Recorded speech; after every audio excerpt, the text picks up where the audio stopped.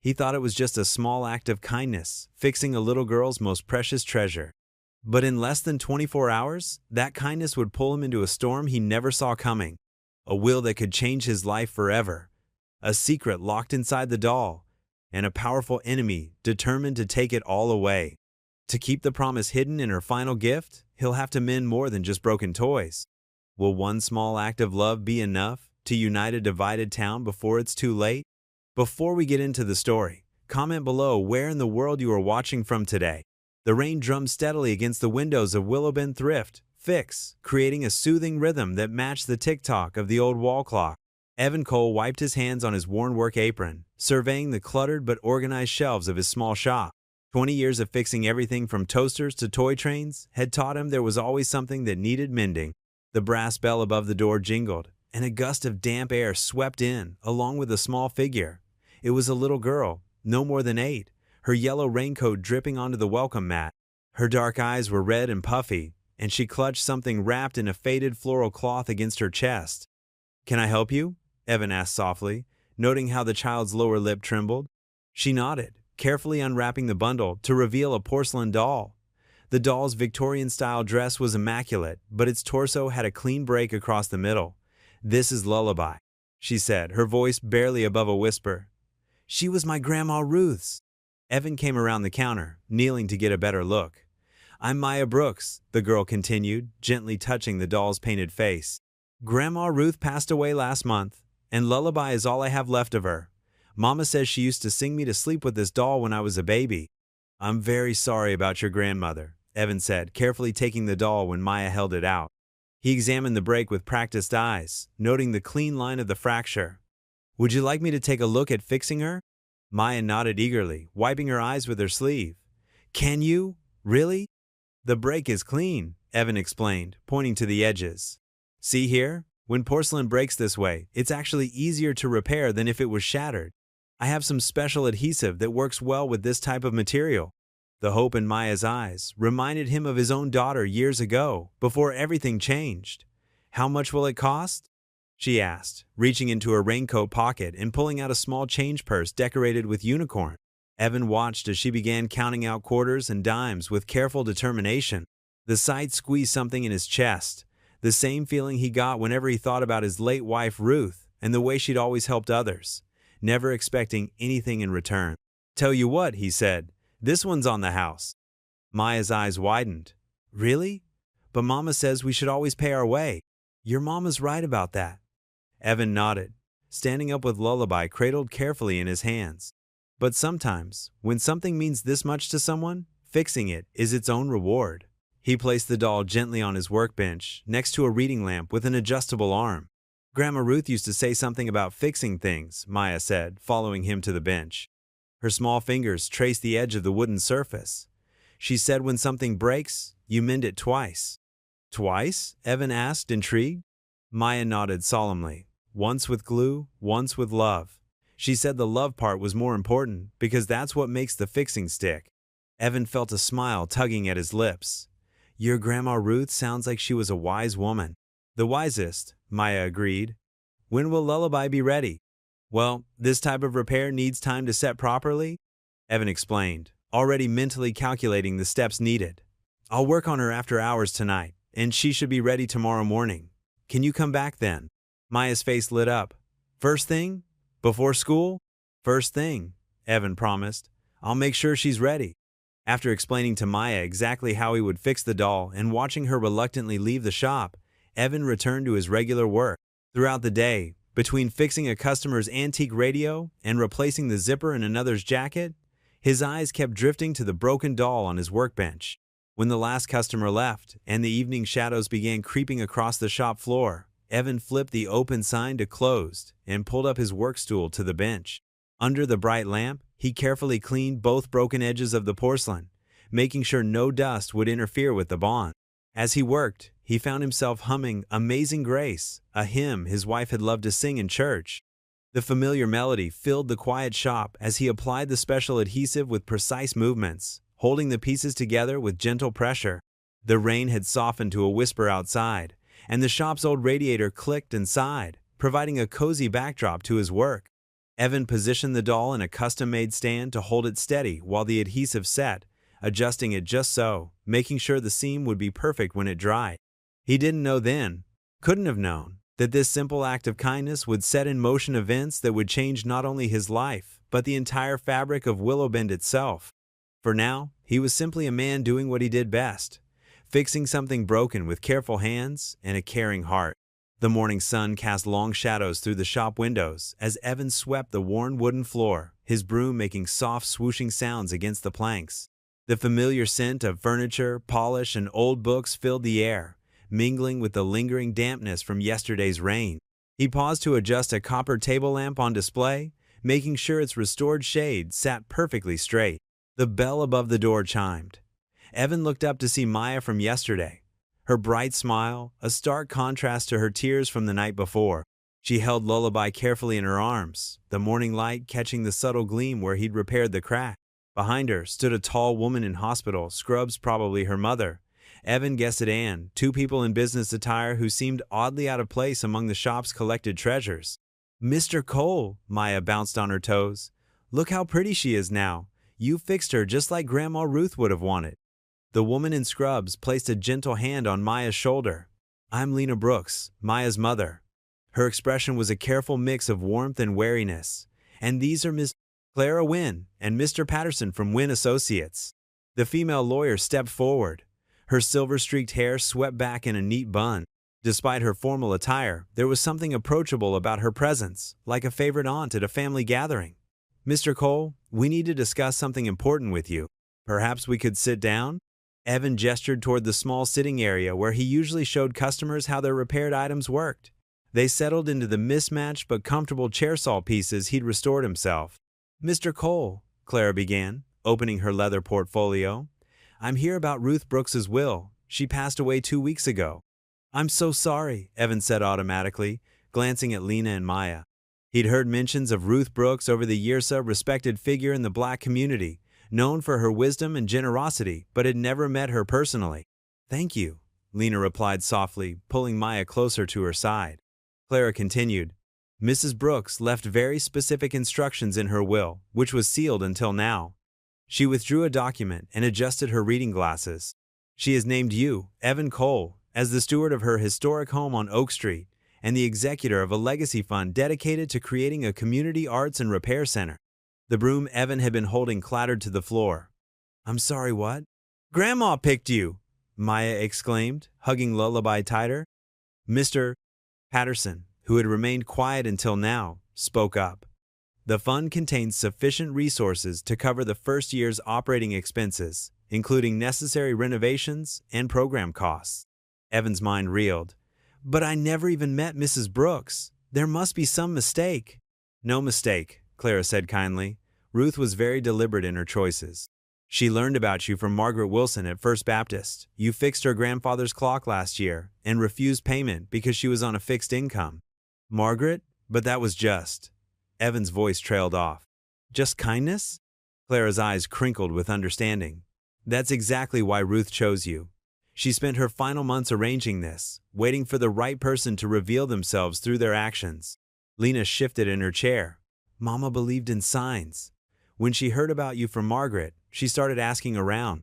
People kept saying the same things about how you help folks who can't afford repairs, how you teach kids to fix their own bikes." "The will specifically mentions the mender with gentle hands," Clara added, consulting her papers. Ruth was quite poetic in her reasoning. Maya piped up. "Grandma always said you can tell everything about a person by how they handle broken things." Evan ran a hand through his gray-flecked hair, trying to process it all.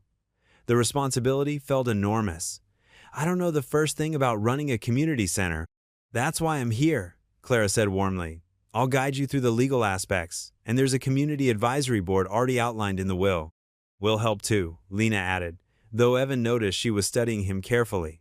"Mama's house has been a gathering place for decades. People know what it means to the neighborhood." The lawyers spent the next half hour explaining the basic terms and timelines. Evan listened, nodding mechanically, his eyes occasionally drifting to the doll in Maya's lap, such a small repair that had somehow led to this moment. After Claire and Mr. Patterson gathered their things to leave, promising to return tomorrow with more detailed paperwork, Evan found himself alone behind his counter. He stared at the spot where Maya had first placed the broken doll, wondering what Ruth Brooks had seen in him through other people's stories. The morning sun had shifted, casting different shadows now, as if the whole world had tilted slightly on its axis. The doll sat on the counter where Maya had carefully placed it before leaving, its crack barely visible unless you knew exactly where to look. Evan touched it gently, remembering the careful work of putting it back together, never imagining that simple act of repair would repair something much larger than a broken toy. The afternoon light slanted through the dusty windows of Willowbend Thrift Fix, casting golden rectangles across the wooden floor. Evan stood behind the counter, still trying to process the morning's unexpected news. His eyes kept drifting to Lullaby, the porcelain doll he'd repaired the night before, now perched on a nearby shelf among other restored treasures. Something about the doll caught his attention. He reached for it, noticing how the weight felt slightly off balance in his hands. When he turned it over carefully, a soft rattling sound came from inside the torso where he'd made the repair. "That's strange," he muttered, running his fingers along the seam. He hadn't noticed anything loose during the repair. The bell above the door chimed, and Clara Wynne stepped back into the shop, a manila folder tucked under her arm. She'd left earlier but mentioned she might return with some preliminary paperwork about Ruth's will. "Mr. Cole, I hope I'm not interrupting," she said, her voice warm and measured.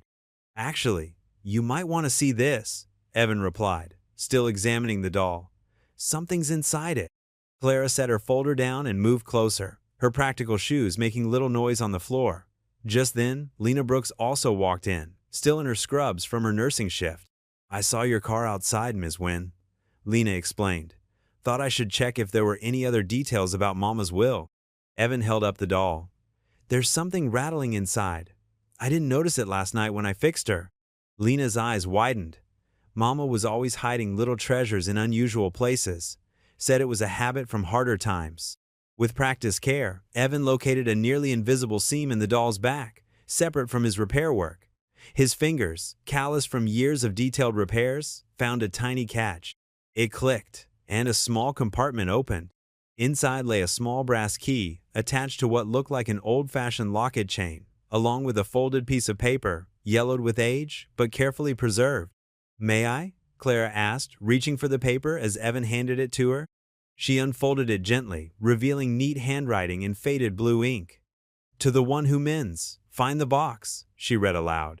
Lena moved closer, peering at the key. "I've never seen that before, and I thought I knew all Mama's hiding spots." "This looks like a bank safe deposit box key," Clara observed, taking the key and examining it in the light. "See these numbers along the side? That's typical for older models.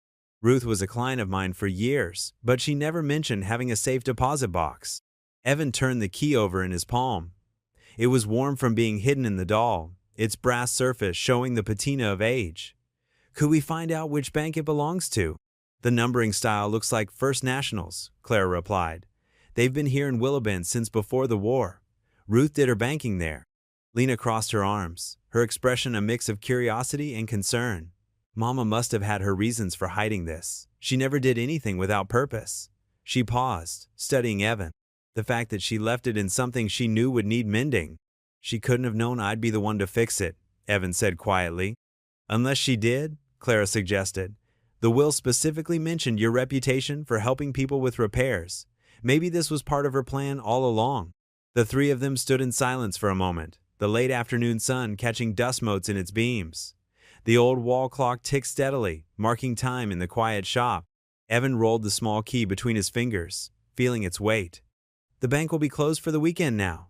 He carefully tucked the key into his wallet. "I'll look into it first thing Monday morning." Lena nodded slowly. "I'd like to be there when you do, if that's all right. Whatever Mama left in that box, it's part of her story." "Of course," Clara added. "I should be present as well, given my role as executor of the will." She gathered her folder from the counter. "Shall we say Monday at 9? They agreed on the time, and Evan watched as both women left the shop. Through the window, he could see them talking on the sidewalk for a moment before heading their separate ways. He turned back to Lullaby, still sitting on the counter. The doll's painted face held its serene expression, keeping whatever other secrets it might have to itself. Evan carefully placed it back on the shelf, positioning it so the afternoon light caught its porcelain features just so. The brass key sat heavily in his wallet, its presence a reminder that Ruth Brooks's last wishes might be more complex than anyone had imagined. He busied himself with straightening the shop, trying not to let his mind race ahead to Monday morning. The glass doors of First National Bank reflected the crisp Saturday morning sunlight as Evan pushed them open. Inside, the marble-floored lobby felt cool and quiet, with only a few other customers conducting their weekend business. Clara Wynne stood waiting by the information desk, her gray hair neatly styled and a leather portfolio tucked under her arm. "Good morning, Evan," she said warmly. "Did you bring the key?" Evan patted his shirt pocket. "Right here. Still can't believe we found it inside that doll." The bank manager, a thin man with wire-rimmed glasses, led them down to the vault area. The fluorescent lights hummed overhead as they followed him through a heavy door and into a room lined with metal safe deposit boxes. "Box 317, the manager announced, inserting his key. Evan's hands trembled slightly as he fitted Ruth's locket key into the second lock. The mechanism clicked, and the box slid out smoothly. They carried it to a private viewing room, where Clara carefully lifted the lid. Inside lay several manila envelopes, old photographs, and a worn, leather-bound ledger. The musty smell of aged paper filled the air. "Let's see what Ruth wanted us to find," Clara said, opening the ledger first. Her expression grew serious as she scanned the pages. "Oh my, Evan, look at this."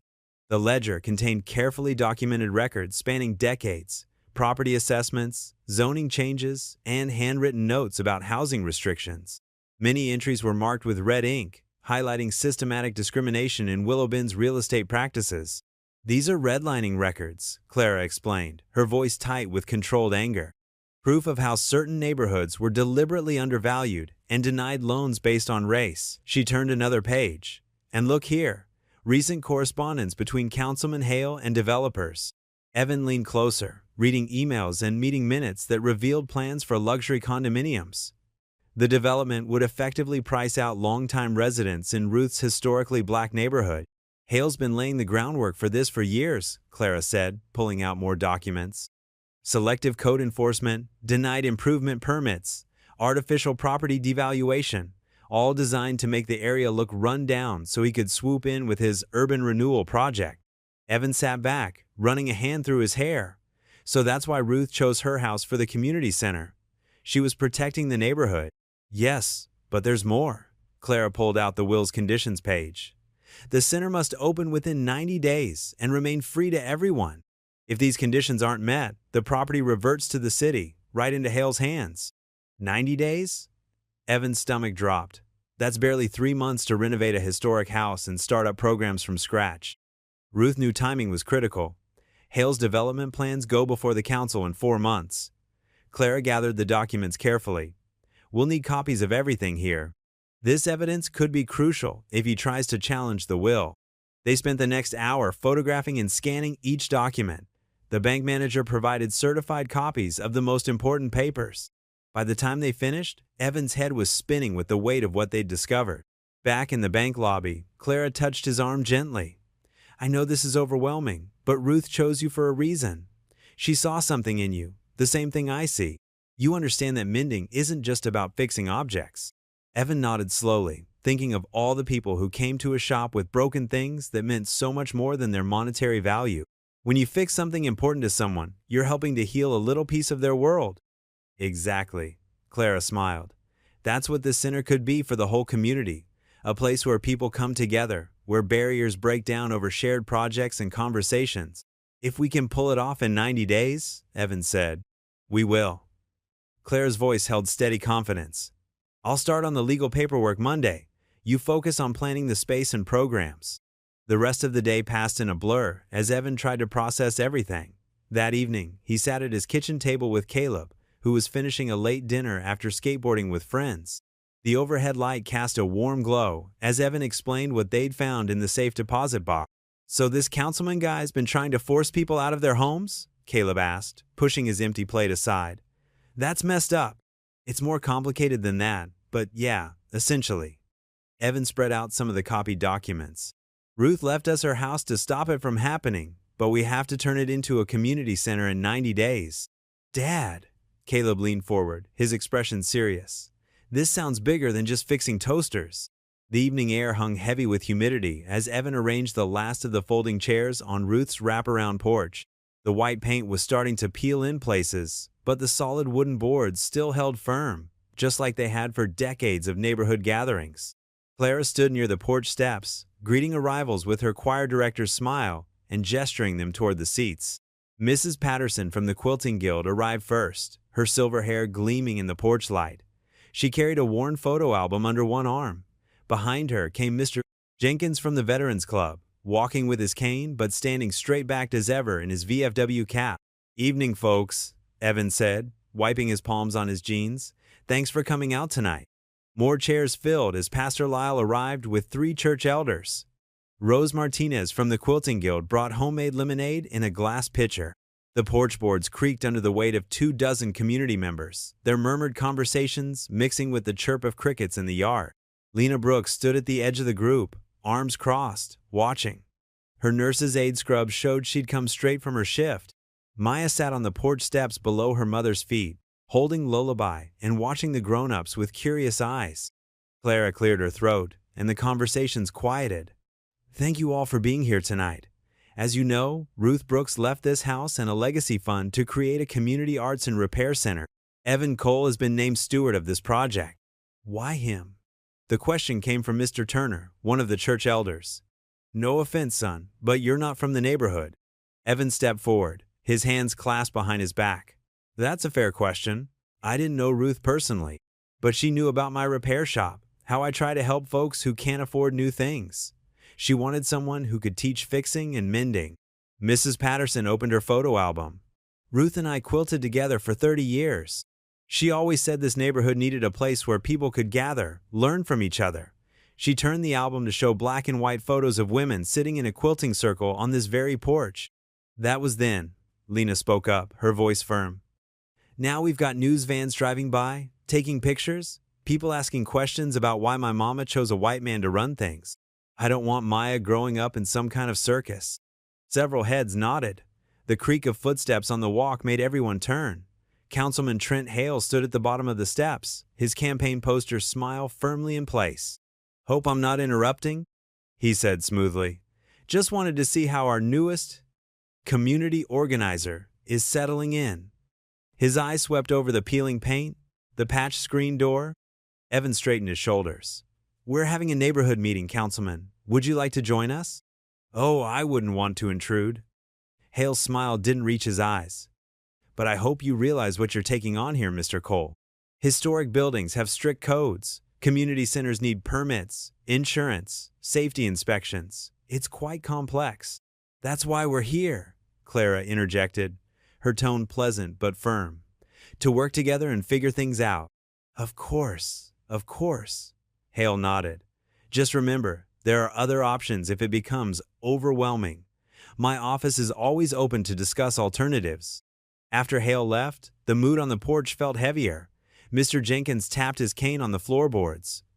"Boy's got a point about permits. City Hall's a maze of red tape." "I know how to file paperwork," Clara said, "and I know every building inspector in 3 counties. Rose Martinez raised her hand. "The Quilting Guild could teach classes. We've got plenty of supplies to share." "The VFW guys could help with repairs," Mr. Jenkins added. "Got some good handymen among us." But others looked uncertain. Pastor Lyle cleared his throat. "It's a big undertaking, Evan. Are you sure you can manage it?" "I have to try," Evan said quietly. "Ruth trusted me with this. She wanted a place where people could come together, learn from each other, where things that are broken can be fixed." Maya looked up from her doll. "Like how you fix Lullaby." "That's right, sweetheart." Evan smiled at her. "Sometimes the most important fixes aren't just about glue and tools."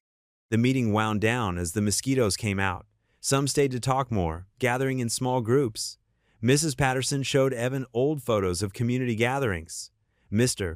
Jenkins promised to bring some of his VFW buddies by to look at the roof, but others left quickly, shaking their heads. Lena gathered Maya and left without a word, though the little girl waved goodbye. Pastor Lyle patted Evan's shoulder with a concerned look before walking to his car. As the porch emptied, Clara helped Evan fold up chairs. "It's a start," she said encouragingly. "Some of them think I'm crazy to try this," Evan replied, stacking chairs against the wall. Some of them think you're brave to try it, Clara countered. Focus on that.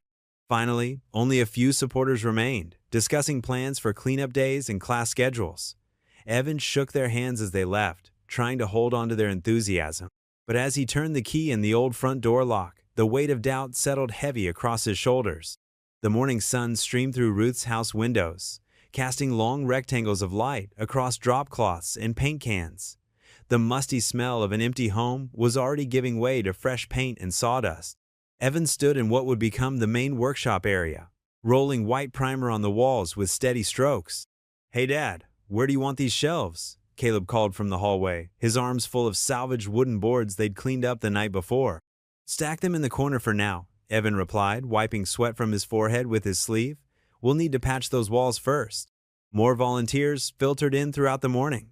Mrs. Patterson and 2 other Quilting Guild members arrived with coffee and donuts. 3 teenagers from Pastor Lyle's youth group showed up in paint-stained clothes, ready to work. The house hummed with activity and chatter. In the side yard, Caleb had set up an impromptu bike repair station under a maple tree.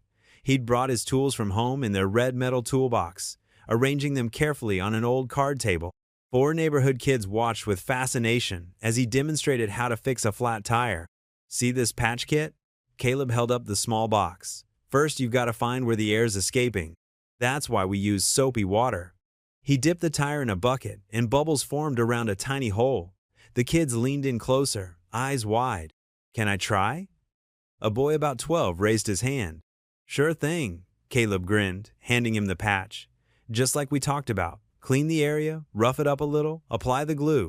Inside, Evan had moved to the front room, where he'd set up a radio repair station on a sturdy wooden table. 3 old radios sat before him, their cases open, waiting for his attention. He'd learned electronics repair in the Army, and the familiar work settled his nerves. "Those are beautiful," came Lena's voice from the doorway. She carried a box of mismatched teacups and an electric kettle. "My grandma had one just like that Philco there." Evan nodded. "They don't make them like this anymore. But they're usually pretty simple to fix." Lena surveyed the room, then moved to set up her tea station in the corner. She arranged the cups on a vintage metal tray she'd brought from home, plugged in the kettle, and set out containers of tea bags. "Thought folks might need refreshments while they work," she explained, "or just a quiet moment to sit." The morning wore on. More volunteers arrived. Someone brought sandwiches for lunch, and they all ate on the porch, passing around napkins and sharing stories about the neighborhood. Maya sat on the steps, holding lullaby and watching everything with bright eyes. "Mr. Evan," she called out suddenly during a lull in conversation, "you know what this place needs? A name. A real name." Evan set down his sandwich. "What did you have in mind?" Maya stood up, clutching her doll. "Well, there's all this fixing going on, stitching quilts and mending things. And then there's music too, 'cause the choir's gonna practice here, right?" Lena smiled at her daughter. "Go on, baby." "So I was thinking." Maya rocked back on her heels. "What about Stitch Song?" The porch fell quiet for a moment. Then Clara, who'd stopped by on her lunch break, nodded slowly. "That's actually perfect. It captures everything we're trying to do here." "Stitch Song," Evan repeated, testing the words. "I like it." The name spread through the house like a happy whisper. By afternoon, someone had written it in neat letters on a piece of cardboard and tacked it to the front door. The choir arrived for their first practice session in the living room, their voices floating through the open windows while people worked. Caleb's bike repair class had grown to 6 kids, all taking turns with the tools. He showed them how to adjust brakes, oil chains, and true wheels, explaining each step with patience. Some of the older volunteers stopped to watch, nodding approval at the way he connected with the children. At the tea station, Lena poured cups for tired painters and chatted with visitors. She kept an eye on everything while maintaining a warm presence that made people feel welcome.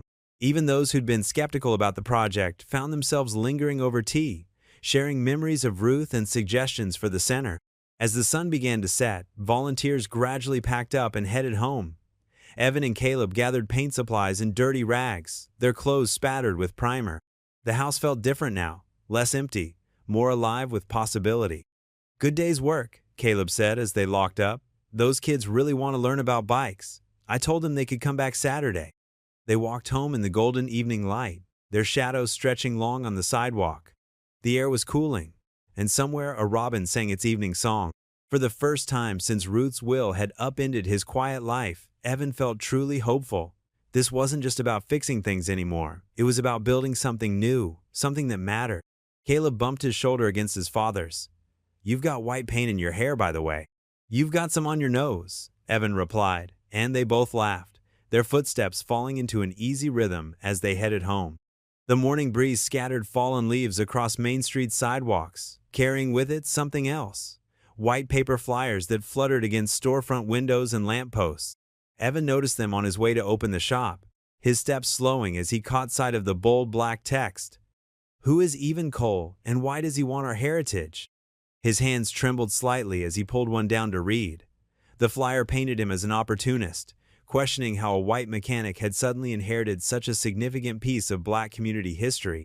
The words stung, but what hurt more was the grain of truth in them. He was an outsider here. "Don't let them get to you," came Clara's voice from behind him. She stood there in her navy blazer, briefcase in hand, looking concerned. "I've been seeing these all morning." Evan crumpled the flyer. "They're not wrong to question it. I've been asking myself the same thing." "Ruth chose you for a reason," Clara said firmly. She glanced up and down the street. "But we've got bigger problems. The zoning board called this morning. Apparently, there are some irregularities with the property's classification for public gathering spaces." "What does that mean exactly?" "It means someone's trying to create bureaucratic hurdles." Clara's mouth tightened. The timing's too convenient to be coincidence. The bell above Evan's shop door chimed as they stepped inside. Clara set her briefcase on the counter while Evan flipped on the lights. The morning sun caught the repaired porcelain doll on its shelf, making its glazed surface gleam. "I've got the paperwork started to address the zoning issues," Clara continued, "but it'll take time we don't have. The 90-day deadline." Her words were cut off by the shop phone ringing. Evan answered it, his expression shifting from confusion to careful neutrality. "That was Councilman Hale's office," he said after hanging up. "He wants to meet for lunch. Today." Clara's eyebrows rose. "Be careful, Evan. He didn't get where he is by being straightforward." "I know." Evan ran a hand through his gray-streaked hair. "But maybe we can sort this out reasonably." The diner on Cherry Street was half full when Evan arrived at noon. Hale sat in a corner booth, his silver hair perfectly combed, wearing a crisp, button-down shirt that probably cost more than Evan's monthly rent. He stood with a practiced smile, extending his hand. "Evan, thanks for coming. Please sit." The vinyl booth squeaked as Evan settled in. A waitress appeared immediately, clearly prearranged by Hale. "2 house specials," Hale said smoothly, not bothering to ask Evan's preference. "And coffee for both of us." He waited until she left before leaning forward. "I'll get right to the point. This situation with Ruth's property, it's causing unnecessary tension in our community." Evan met his gaze steadily. "The center will bring people together. That's what Ruth wanted." "Ah, yes, Ruth's wishes." Hale's smile didn't reach his eyes. Noble intentions, certainly, but perhaps not practical in today's economic climate. "The neighborhood needs revitalization, investment. It needs community," Evan countered quietly. Hale reached into his briefcase and withdrew a folder. "I have a proposal that could benefit everyone. The development company I represent is prepared to make a very generous offer for the property. You'd be compensated well above market value, and we could establish a memorial fund in Ruth's name." He slid the folder across the table. Evan didn't open it. "The will specifically prohibits selling the property," Evan said. "Wills can be challenged. Arrangements can be made." Hale's voice lowered. "Think about it, Evan. You're a small business owner, a single father. This could secure your future, your son's education. Why take on this burden? These complications?" Their food arrived, steam rising from plates of meatloaf and mashed potatoes. Evan hadn't touched his coffee. "Mr. Hale," he said carefully, "I appreciate you taking the time to meet with me. But I made a promise, not just to Ruth's memory, but to the people who believe in what we're trying to build. I can't break that trust." Hale's pleasant expression hardened almost imperceptibly. "You're facing significant obstacles, zoning issues, community resistance. These problems could multiply. Is that a warning?" "Simply an observation." Hale dabbed his mouth with a napkin and stood. "Think about my offer, Evan. Change is coming to Willowbend one way or another. Best to be on the right side of it." He placed some bills on the table. "Lunch is on me. Take the folder. Read it over." Evan watched through the diner's window as Hale walked to his glossy black Mercedes. The knot in his stomach tightened as the car pulled away, leaving him alone with an untouched plate and a folder he wouldn't open. The morning sun hadn't yet burned through the fog when Evan pulled up to First National Bank. Clara was already waiting by the entrance, a paper cup of coffee in each hand. She handed one to Evan as he approached. "Couldn't sleep either?" she asked, noting the shadows under his eyes. "Not much." Evan took a grateful sip. "After Hale's visit yesterday, I kept thinking about what else might be in that box, what Ruth was trying to tell us." They waited for the bank manager to arrive, the cool morning air making them pull their jackets tighter. Inside, the marble floors echoed with their footsteps as they followed Mrs. Patterson to the safe deposit vault. "Take all the time you need," the manager said, leaving them alone with a metal box on a private table. Clara pulled out her legal pad while Evan carefully removed the contents. The ledger documenting Hale's development schemes they'd seen before. But underneath lay something they hadn't fully examined, a thick leather-bound book with memories embossed in faded gold letters. "A scrapbook?" Clara said softly. Evan opened it gently. The first pages showed Ruth as a young woman, standing proud in front of the house they were now trying to save. Photos of community gatherings followed, church picnics, choir performances, graduation celebration. Wait. Evan's hand froze on a yellowed program from 1992. This was the Easter cantata at First Baptist. He pointed to a line in the list of performers. "Sarah Cole, soprano soloist." "Sarah?" Clara leaned closer. "Your wife?" Evan nodded, his throat tight. He turned the page, and there she was.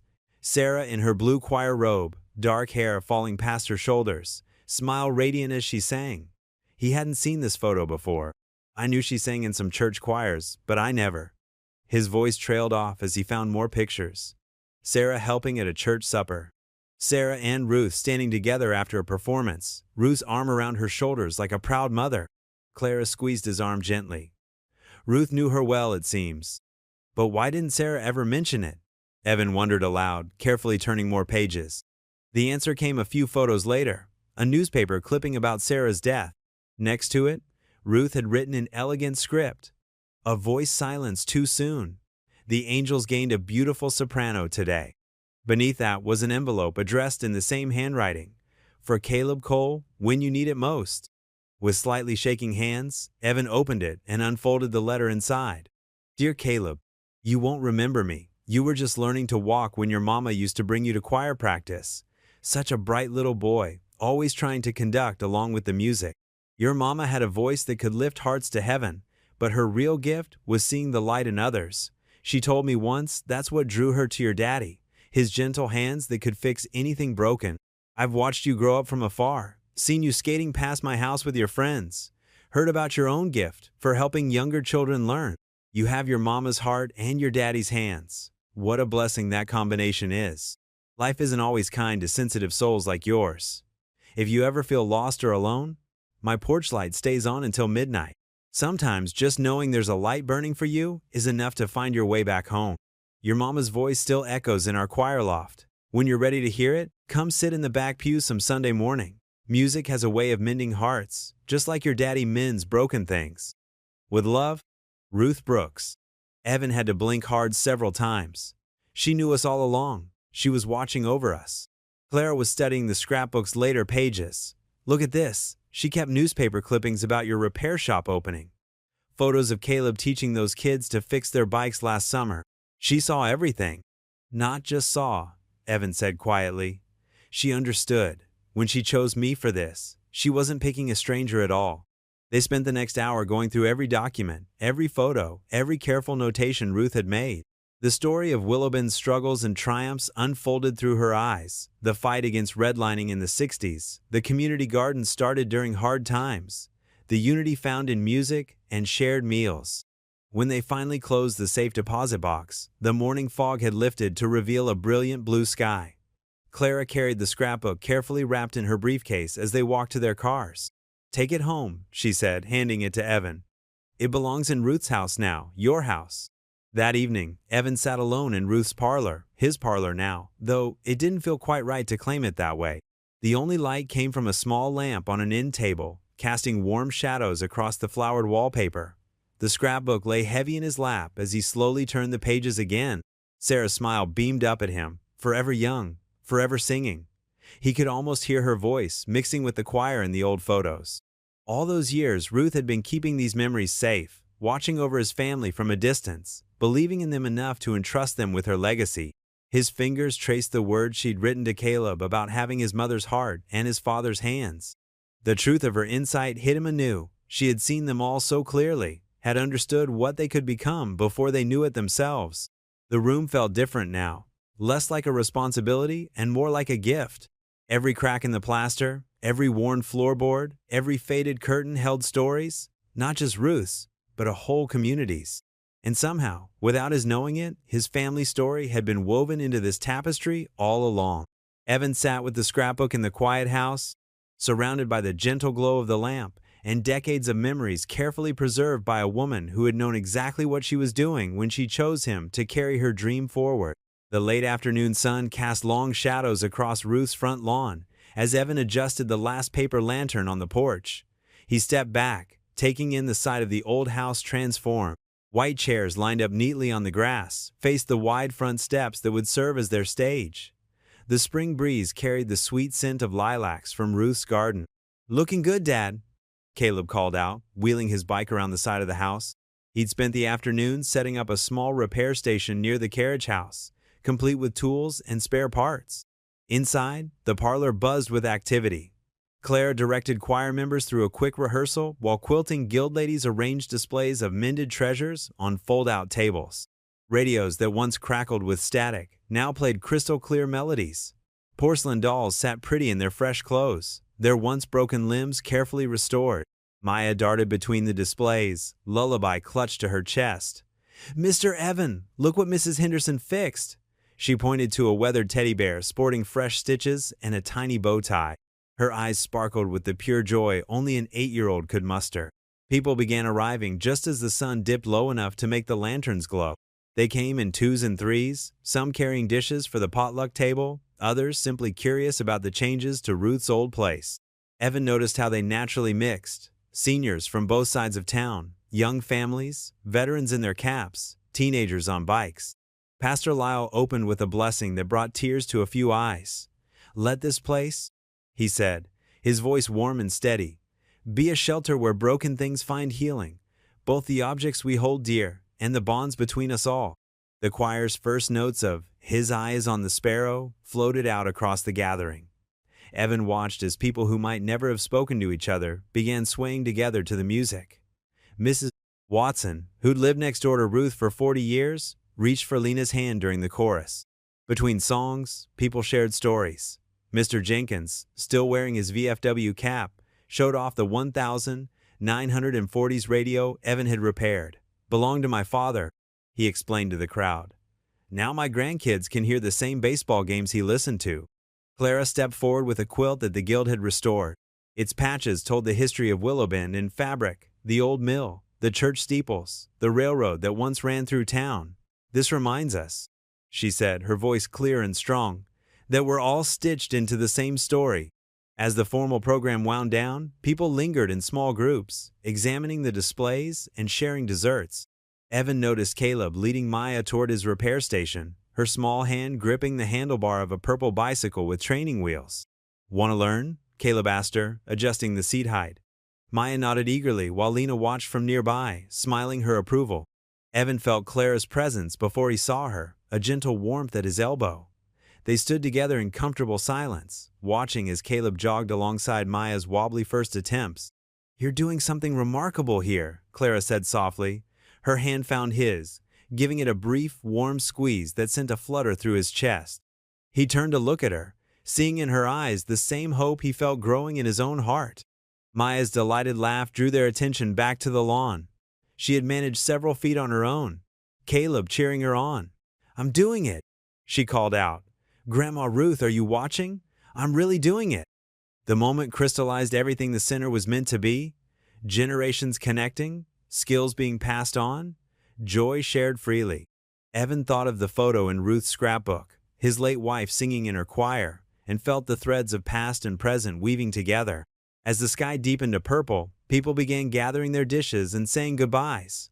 The quilting ladies promised to return Tuesday with more projects. Veterans talked about starting a weekly coffee morning. Young mothers arranged carpools for future choir practices. Maya hugged her doll close as Lena led her toward their car. "Can we come back tomorrow?" she asked, loud enough for everyone to hear. "I want to practice my bike riding some more." "The center opens properly next week," Evan told her, "but I think we can arrange something." Caleb helped stack chairs while Clara gathered sheet music. The last visitors waved from their cars, headlights cutting through the gathering dusk.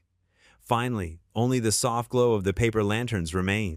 Evan stood on the porch, key in hand, taking in the quiet aftermath. Empty plates, scattered programs, and moved furniture spoke of life returning to Ruth's house. Through the window, he could see the display of mended treasures waiting for next week's proper opening. His fingers brushed the brass key, warm from being in his pocket all evening. The same key that had unlocked Ruth's front door for decades now rested in his hand, entrusted with continuing her legacy of welcome and repair. For the first time since receiving the news of Ruth's will, Evan felt the full rightness of her choice. This wasn't just about fixing broken objects. It was about mending the fabric of community, one stitch at a time. He locked the door with care, each click of the mechanism feeling like a promise kept. The porch light stayed on, just as Ruth would have wanted, a beacon of welcome in the growing dark. The phone's shrill ring pierced the darkness. Evan bolted upright in bed, his heart racing. The bedside clock read 2:17 a.m. Nobody called at this hour unless something was wrong. "Hello?" His voice was thick with sleep. "Mr. Cole? This is Officer Martinez. There's a fire at the Brooks property, the carriage shed." The words snapped him fully awake. "Fire department's already on scene." Evan was already pulling on his jeans. "I'm on my way." He grabbed his keys and jacket, stumbling down the hallway. "Caleb!" he called out, knocking on his son's door. "Stay here. There's a fire at Ruth's. I'll call you." The drive that usually took 10 minutes felt endless. Evan's knuckles were white on the steering wheel as he turned onto Cedar Street. The flashing lights of fire trucks and police cars lit up the night sky in angry pulses of red and blue. The acrid smell of smoke hit him before he even got out of his truck. Two firefighters directed hoses at the carriage shed, where wisps of gray smoke still curled from the weathered wood siding. Water pooled in the gravel driveway, reflecting the emergency lights like broken glass. A small crowd of neighbors stood behind the yellow police tape, whispering and pointing. Claire broke away from talking to a police officer and hurried over to him. Her usually neat hair was tied back messily, her face drawn with worry. "I got here about 20 minutes ago. Someone driving by saw the smoke and called 911. "How bad?" Evan asked, his throat tight. "The structure's still standing, but..." She touched his arm gently. "A lot of the donations we were storing in there are damaged. And the photo wall." Evan's stomach dropped. The photo wall had been a labor of love. Dozens of pictures from Ruth's collection showing the neighborhood's history, carefully arranged and framed. They'd only finished hanging them last week. Fire Chief Rodriguez approached, removing his helmet. His expression was grim. "Mr. Cole, we've got it contained now, but I need to tell you, this wasn't an accident." "What do you mean?" "We found evidence of accelerant, probably gasoline. From the smell, someone poured it along the base of the east wall and lit it up." The chief's jaw tightened. Classic arson pattern. Evan felt like he'd been punched in the gut. He walked closer to the shed, stopping where a firefighter held up his hand. From here, he could see inside through the open doors. Water dripped from the ceiling beams, boxes of donated items, old radios, small appliances, toys waiting to be fixed, sat in sodden heaps. The photo wall was a blackened mess, frames warped and glass shattered. Officer Martinez was taking notes nearby. "We'll need a list of anyone who might have had issues with the center opening. Any threats or confrontations recently?" Evan thought of the anonymous flyers, of Hale's thinly veiled warnings. But accusations without proof would only make things worse. "I'll think about it and let you know." More neighbors were gathering now. He spotted Lena's car pulling up, Maya's small face pressed against the passenger window. The sight of the little girl's worried expression made his chest ache. "The security camera," Clara said suddenly. "We installed one last week, remember? On the corner of the main house." They hurried to check, but the camera had been spray-painted black sometime earlier in the night. Another clear sign this was no accident. The next hour passed in a blur of official statements and insurance forms. Dawn was breaking by the time the fire trucks finally pulled away. The acrid smell of smoke still hung heavy in the air. Caleb showed up despite being told to stay home, bringing coffee and donuts for the remaining police officers and volunteers who had come to help. The teen's face was serious as he surveyed the damage. "Dad, this is bad, like really bad." "We'll fix it," Evan said automatically, though his voice lacked conviction. Some of the Quilting Guild ladies were carefully laying out smoke-damaged photos on the porch, seeing what could be salvaged. Most were beyond saving. Mrs. Henderson held up one that had somehow survived, a faded image of Ruth as a young woman, standing proud in front of the house. The edges were singed, but her smile remained clear and determined. Lena approached Evan, her expression torn between anger and concern. "This is exactly what I was worried about. Things getting out of hand." She glanced at Maya, who was sitting quietly on the porch steps with Lullaby in her lap. "Maybe we need to step back, rethink this whole thing." "Lena, please," Evan started, but she shook her head. "I can't let my daughter be caught in the middle of whatever this is turning into." Her voice was firm but gentle. "I'm sorry, Evan, I really am." The sun was fully up now, harsh morning light revealing the full extent of the damage. The shed's east wall was a charred skeleton, paint bubbled and peeling. Puddles of dirty water reflected the blue sky, incongruously cheerful against the destruction. Evan stood alone in front of the shed, his hands shoved deep in his pockets. The smell of smoke had seeped into his clothes, his hair, seeming to settle into his very bone. His jaw clenched as he stared at the blackened timbers, feeling the weight of all they'd lost, not just photos and donations, but something less tangible. Trust, hope, the feeling that they were doing something right and good. The scene faded into silence as neighbors drifted away and police finished their work. Only the steady drip of water from the damaged roof broke the morning quiet. Evan remained motionless, his expression hardening as he took in the devastation before him. The morning sun cast long shadows across Ruth's front porch, where Evan stood staring at the bright orange notice taped to the door. The bold black letters seemed to shout their message: "Condemned, unsafe for occupancy." Below, in smaller print, "By order of Willowbin Building and Safety Department." His fingers trembled as he peeled back the corner of the notice to read the full text. Fire damage, structural concerns, potential code violations, the list went on. Two city inspectors in khaki uniforms stood at the bottom of the porch steps, clipboards in hand. "Sorry, Mr. Cole," the older inspector said, not quite meeting Evan's eyes. "Orders from above. No one's allowed inside until a full safety review is completed." "How long will that take?" Evan asked, trying to keep his voice steady. "Could be weeks, maybe longer." The younger inspector shuffled his feet. "You'll need to submit detailed repair plans, get multiple approvals." A black SUV pulled up to the curb, and Councilman Hale stepped out, straightening his tie. He climbed the steps with practiced authority, nodding to the inspectors. "Gentlemen, Mr. Cole." "What's this about, Hale?" Evan demanded. "Public safety, pure and simple." Hale's smile didn't reach his eyes. "Last night's fire exposed serious concerns. As a city official, I have a responsibility to protect our citizens." Before Evan could respond, a news van from the local station pulled up. Hale turned smoothly toward the approaching reporter and cameraman. "I'll make a brief statement," he announced. "Councilman Hale." The reporter thrust her microphone forward. "What can you tell us about the situation here?" "The city is taking necessary precautions following a suspicious fire at this historic property," Hale began, his voice practiced and grave. "Initial inspections have revealed multiple safety hazards that put our community at risk. While we appreciate Mr. Cole's intentions, we cannot allow sentiment to override public safety." Evan watched in helpless frustration as Hale continued his performance. By now, several cars had slowed to watch, and people were gathering on the sidewalk. He could hear their whispered conversations.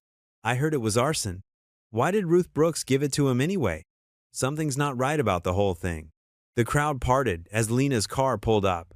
She got out, gripping Maya's hand tightly. The little girl clutched Lullaby to her chest, her eyes wide as she took in the scene. "Mama, why are there TV people?" Maya asked. Lena didn't answer. She strode up to Evan, her face tight with worry. "I saw the news alert on my phone. What's happening?" Before Evan could explain, Hale spotted them and shifted his attention. "Ah, Ms. Brooks." As a daughter of this community, surely you share our concerns about the safety of this property and its current management. Lena's jaw clenched. She looked from Hale to the news camera, then down at Maya, who was pressing closer to her leg. I need to get my daughter to school, she said finally. Maya, come on. But Mama, what about our tea corner and the choir practice tonight? Not now, baby. Lena's voice was gentle but firm. She turned to Evan, speaking low.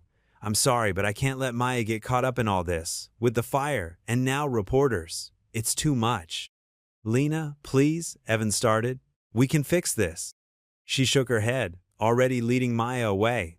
I have to think about my daughter's safety first. My mama would understand that. Maya looked back over her shoulder, confusion and disappointment written across her small face. Evan watched them go, feeling something crucial slipping away. Throughout the morning, more people arrived. Clara came with a stack of legal papers, trying to fight the condemnation order. Pastor Lyle stopped by to offer support, but others just drove past slowly, pointing and talking. By afternoon, local social media was buzzing with speculation and rumors. Someone had posted an old photo of Ruth, suggesting she'd been manipulated into changing her will. Another claimed the fire was staged to collect insurance money. Each new theory seemed worse than the last. The Quilting Guild called to cancel their weekend session. The veterans group sent a polite email about taking a break until things settled down. Even the choir director left a message about finding alternate practice space temporarily. As the sun began to set, Evan sat alone in Ruth's parlor, technically breaking the condemnation order just by being there. The room was growing dark, but he couldn't bring himself to turn on the lights. His phone buzzed occasionally, with messages from Caleb asking if he was okay, but he couldn't find the words to respond. The parlor still smelled faintly of smoke from the shed fire. In the dimness, he could make out the shapes of Ruth's furniture, the old upright piano, the comfortable chairs where just days ago people had sat sharing stories and hope. Now it all felt hollow. He thought of Maya's face as Lena led her away, of the trust that had been building among neighbors now fractured by suspicion. Ruth had believed in him, had seen something worth trusting. But maybe everyone else was right. Maybe he was in over his head. Evan buried his face in his hands, the weight of failure pressing down on his shoulders. The dream of Stitch Song felt like it was crumbling around him, as broken as Maya's doll had been that first night in his shop. Only this time, he didn't know if he had the power to fix it. Over the next week, Main Street felt different to Evan. The usual friendly waves and morning greetings had turned to hurried glances and sudden interest in storefront windows. Mrs.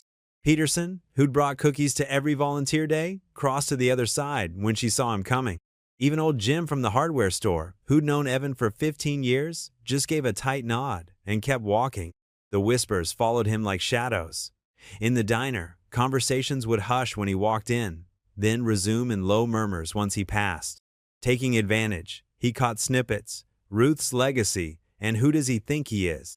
At his shop, the phone barely rang anymore. The regulars who'd brought in their broken appliances weekly now stayed away. The empty chairs where the Veterans Club members used to gather for coffee sat untouched, collecting dust. Clara stopped by midweek, her face lined with concern but her spine straight as ever. She found Evan at his workbench, mechanically fixing a toaster nobody would come to claim. They're saying I forged the will, Evan said without looking up, his voice hollow. That I somehow planned this whole thing. Clara pulled up a stool beside him. I know what they're saying, and it's nonsense. I was there when we opened that sealed envelope. Ruth's signature was verified by 3 witnesses. Facts don't seem to matter much right now. Evan set down his screwdriver with a quiet click.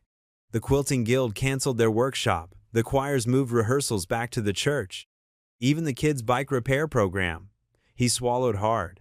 Caleb said only 2 showed up yesterday. People are scared, Evan. Scared of change, scared of conflict. And Hale's playing on those fears. Clara's hand found his shoulder, steady and warm. But fear burns itself out. Truth lasts. Evan smiled weakly. You sound like Pastor Lyle. Speaking of whom? Clara nodded toward the shop door.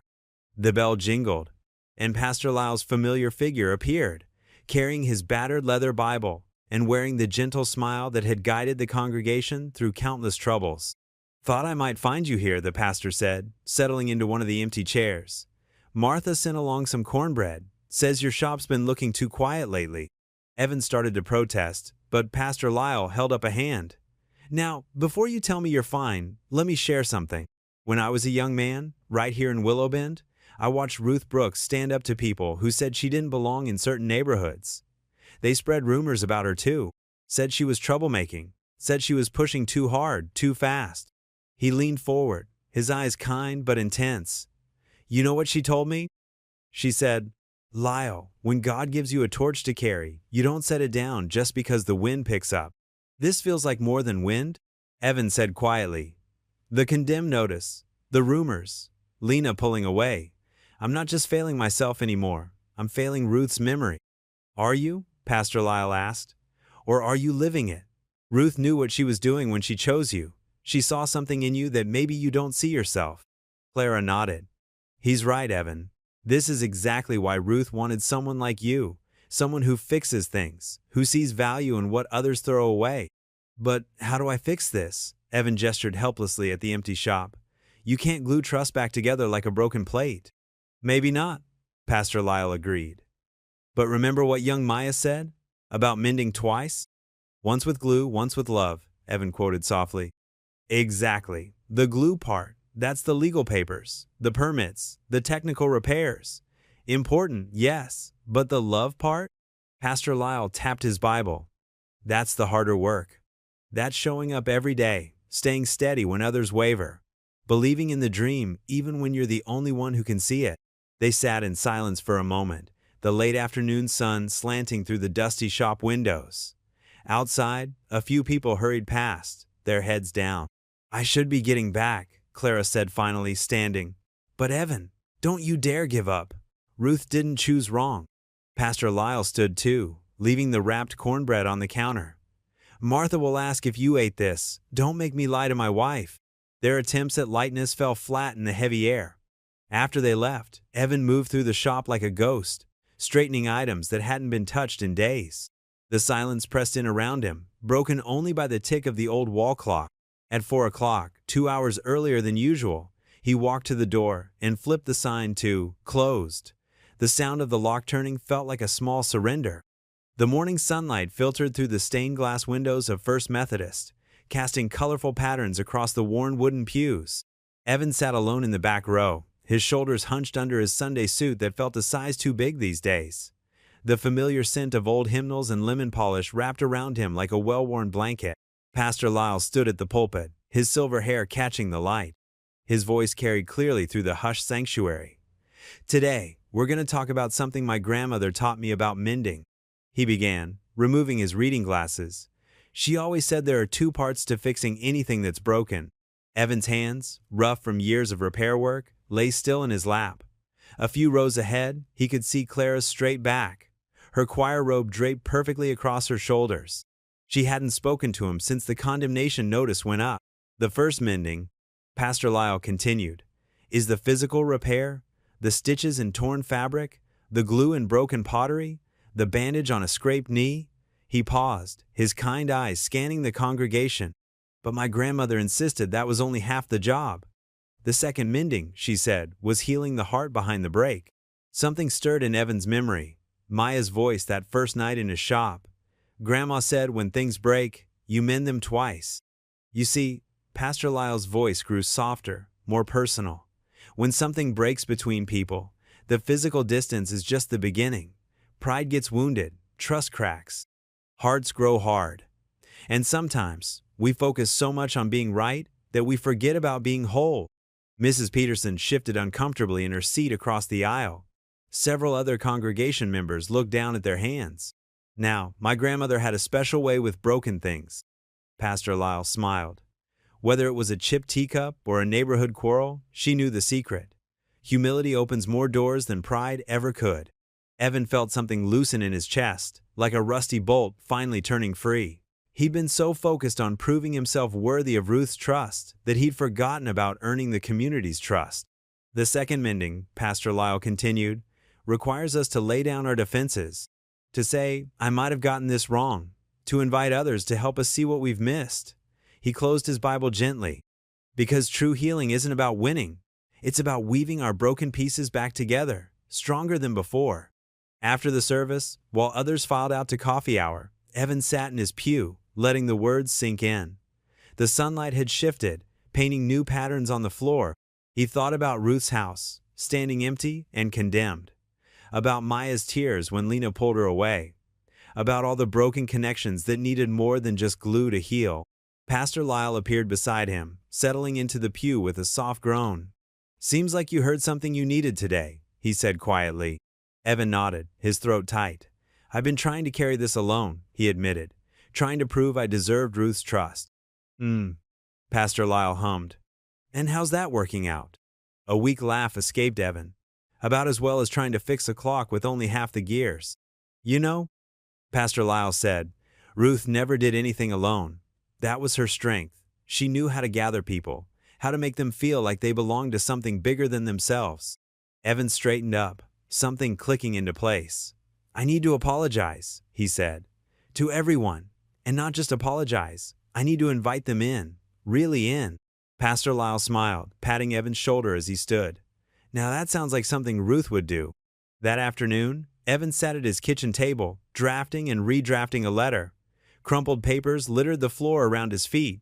Finally, he looked down at the words he'd written. "To my neighbors in Willow Bend, I owe you an apology. In trying to honor Ruth Brooks's dream, I forgot her most important lesson, that true mending takes all of us, working together. I'm sorry for any hurt or mistrust I've caused. This center isn't meant to be my project. It's meant to be ours. Our story, our healing, our community. I'm inviting you to help shape what happens next. Whether you have questions, concerns, or ideas, I want to hear them. Let's gather this Wednesday evening at 7 p.m. on Ruth's porch and talk, really talk, about how we can make this dream belong to all of us. Because Ruth was right. When things break, you mend them twice. Once with action and once with love. With hope and humility." Evan Cole. He read it over one more time, then carefully copied it onto fresh paper in his neatest handwriting. The sun was setting as he walked to Ruth's house, casting long shadows across the condemned notice that still hung on the front door. Next to it, he pinned his letter, smoothing it carefully against the wood. For a moment, he stood there on the porch, remembering the sound of choir music and children's laughter that had filled this space just weeks ago. The evening breeze stirred the paper gently, like a promise waiting to be kept. The late afternoon sun slanted through the windows of Ruth's house, casting long shadows across the damaged doll display. Evan moved methodically along the shelves, wiping away soot marks with a damp cloth. Each porcelain face seemed to watch him with painted eyes that held stories he was only beginning to understand. "Need any help?" Clara's voice came from the doorway.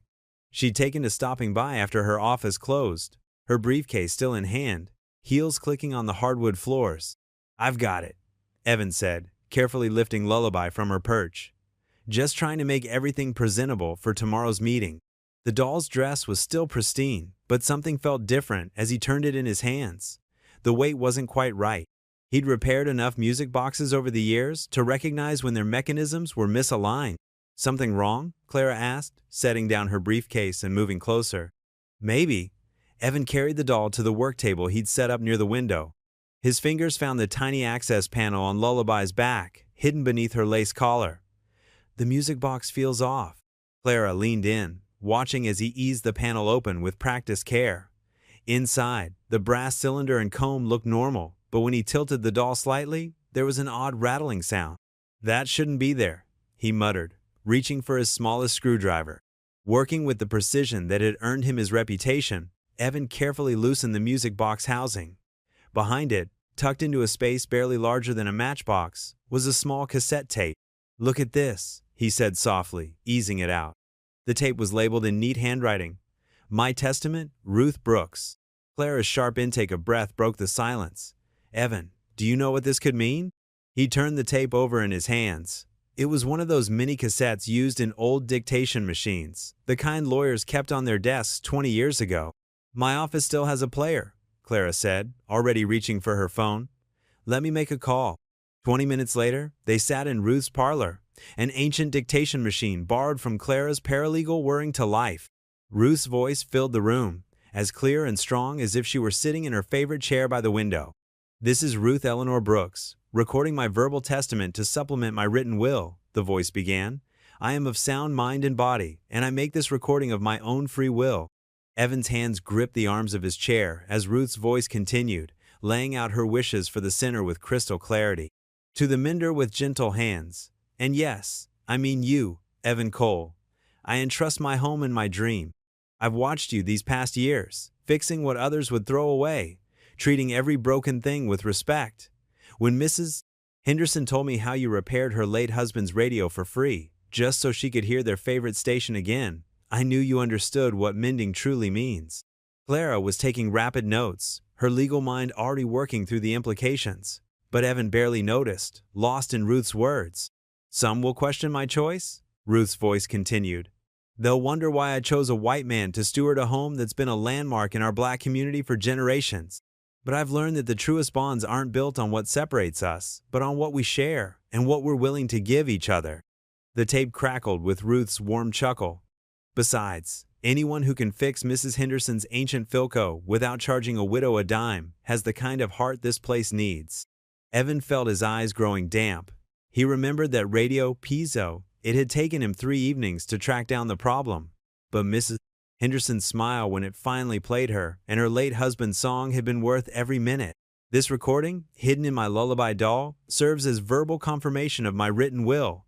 The music box was always a little off. I knew someone with the right touch would find it eventually. Let it stand as proof that my choice was made freely and with full consideration. Clara's pen flew across her legal pad. This is exactly what we needed, she said. A contemporaneous recording confirming your selection with clear reasoning and evidence of her sound judgment. Hale can't fight this. But Evan was barely listening to the legal implications. Ruth's voice had softened, becoming more personal. To those who doubt this choice, remember that mending isn't just about fixing what's broken. It's about believing that broken things still have value. That's what this center must be. A place where everyone's value is recognized, where we mend our community by mending together. The tape clicked to a stop. In the silence that followed, Evan could almost feel Ruth's presence in the room, as real as the afternoon sunlight streaming through the windows. Clara touched his arm gently. I'll have this transcribed first thing tomorrow. With this and the documentation from the safe deposit box, we can file for an emergency injunction against the condemnation order. Evan nodded, carefully removing the tape and slipping it into his pocket. Its slight weight felt like an anchor, something solid to hold on to after weeks of uncertainty. For the first time since the fire, he felt a spark of hope flickering in his chest. Ruth thought of everything, he said quietly, looking around the room that had become so familiar over the past weeks. She just waited for the right person to find it all. Clara smiled, gathering her notes. She knew what she was doing. She didn't just leave you a building, Evan. She left you a mission, and now she's given us the tools to defend it. Morning sunlight filtered through the courthouse's tall windows as Clara strode purposefully down the marble hallway, her heels echoing with each determined step. Under her arm, she carried a thick manila folder containing Ruth's cassette tape and supporting documents. Evan walked beside her, his weathered hands fidgeting with his tie. "You're sure this will work?" he asked quietly. Clara's confident smile didn't waver. Ruth's voice is clear as a bell on that tape. And her intentions? Even clearer. They passed through the heavy wooden doors into Judge Marshall's chambers. The judge, a woman in her 60s with silver-streaked hair, looked up from her desk. "Mrs. Wynne, Mr. Cole," she nodded. "I understand you have new evidence regarding the Brooks estate." Clara placed the cassette player on the judge's desk. "Your Honor, we've discovered Ruth Brooks's audio testament, recorded just weeks before her passing."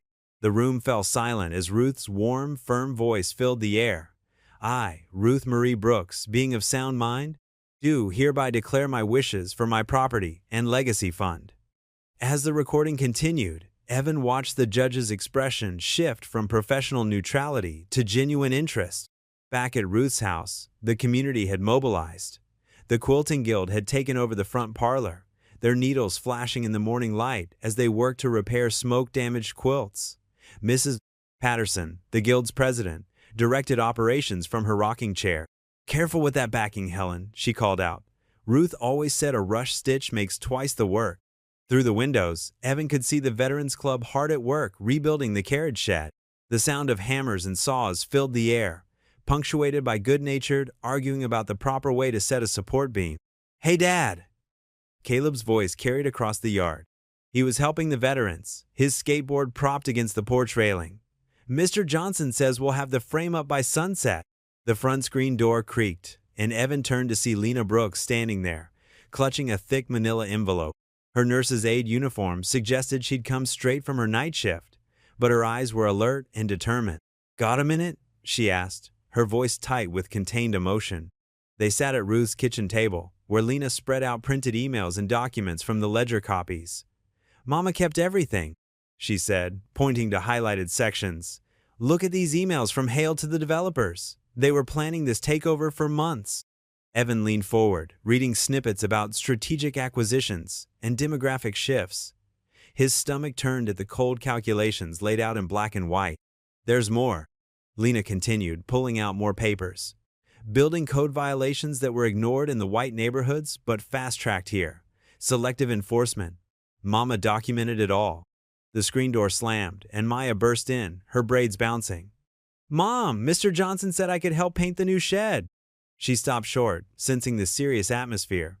"Are you and Mr. Evan friends again?" Lena's expression softened as she looked at her daughter. "Baby, we're trying to do what Grandma Ruth wanted. Sometimes grown-ups make things complicated when they should be simple." Outside, the work continued.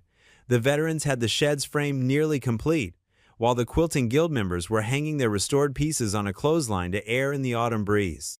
The sight of the colorful quilts fluttering against the blue sky made Evan's throat tight with emotion. Clara returned from the courthouse, her face bright with victory. "The judge granted our injunction. The condemnation order is suspended pending a full hearing." A cheer went up from the workers in the yard. Mr. Johnson actually dropped his hammer, and Mrs. Patterson dabbed at her eyes with her handkerchief.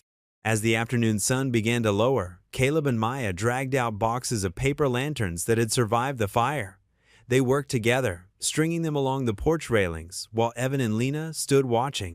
"Thank you," Evan said quietly, "for coming back, for believing in this." Lena was silent for a moment, watching Maya laugh as Caleb showed her how to hang the lanterns just right.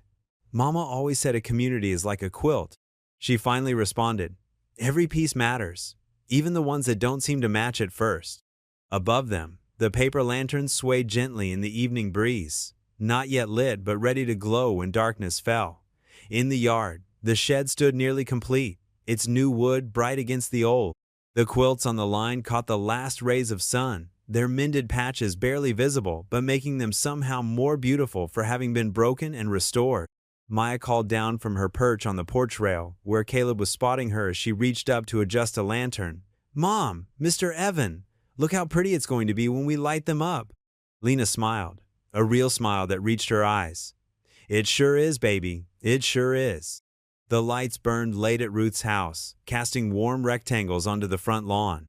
Inside the parlor, chairs had been arranged in a loose circle, and nervous energy filled the air like static before a storm.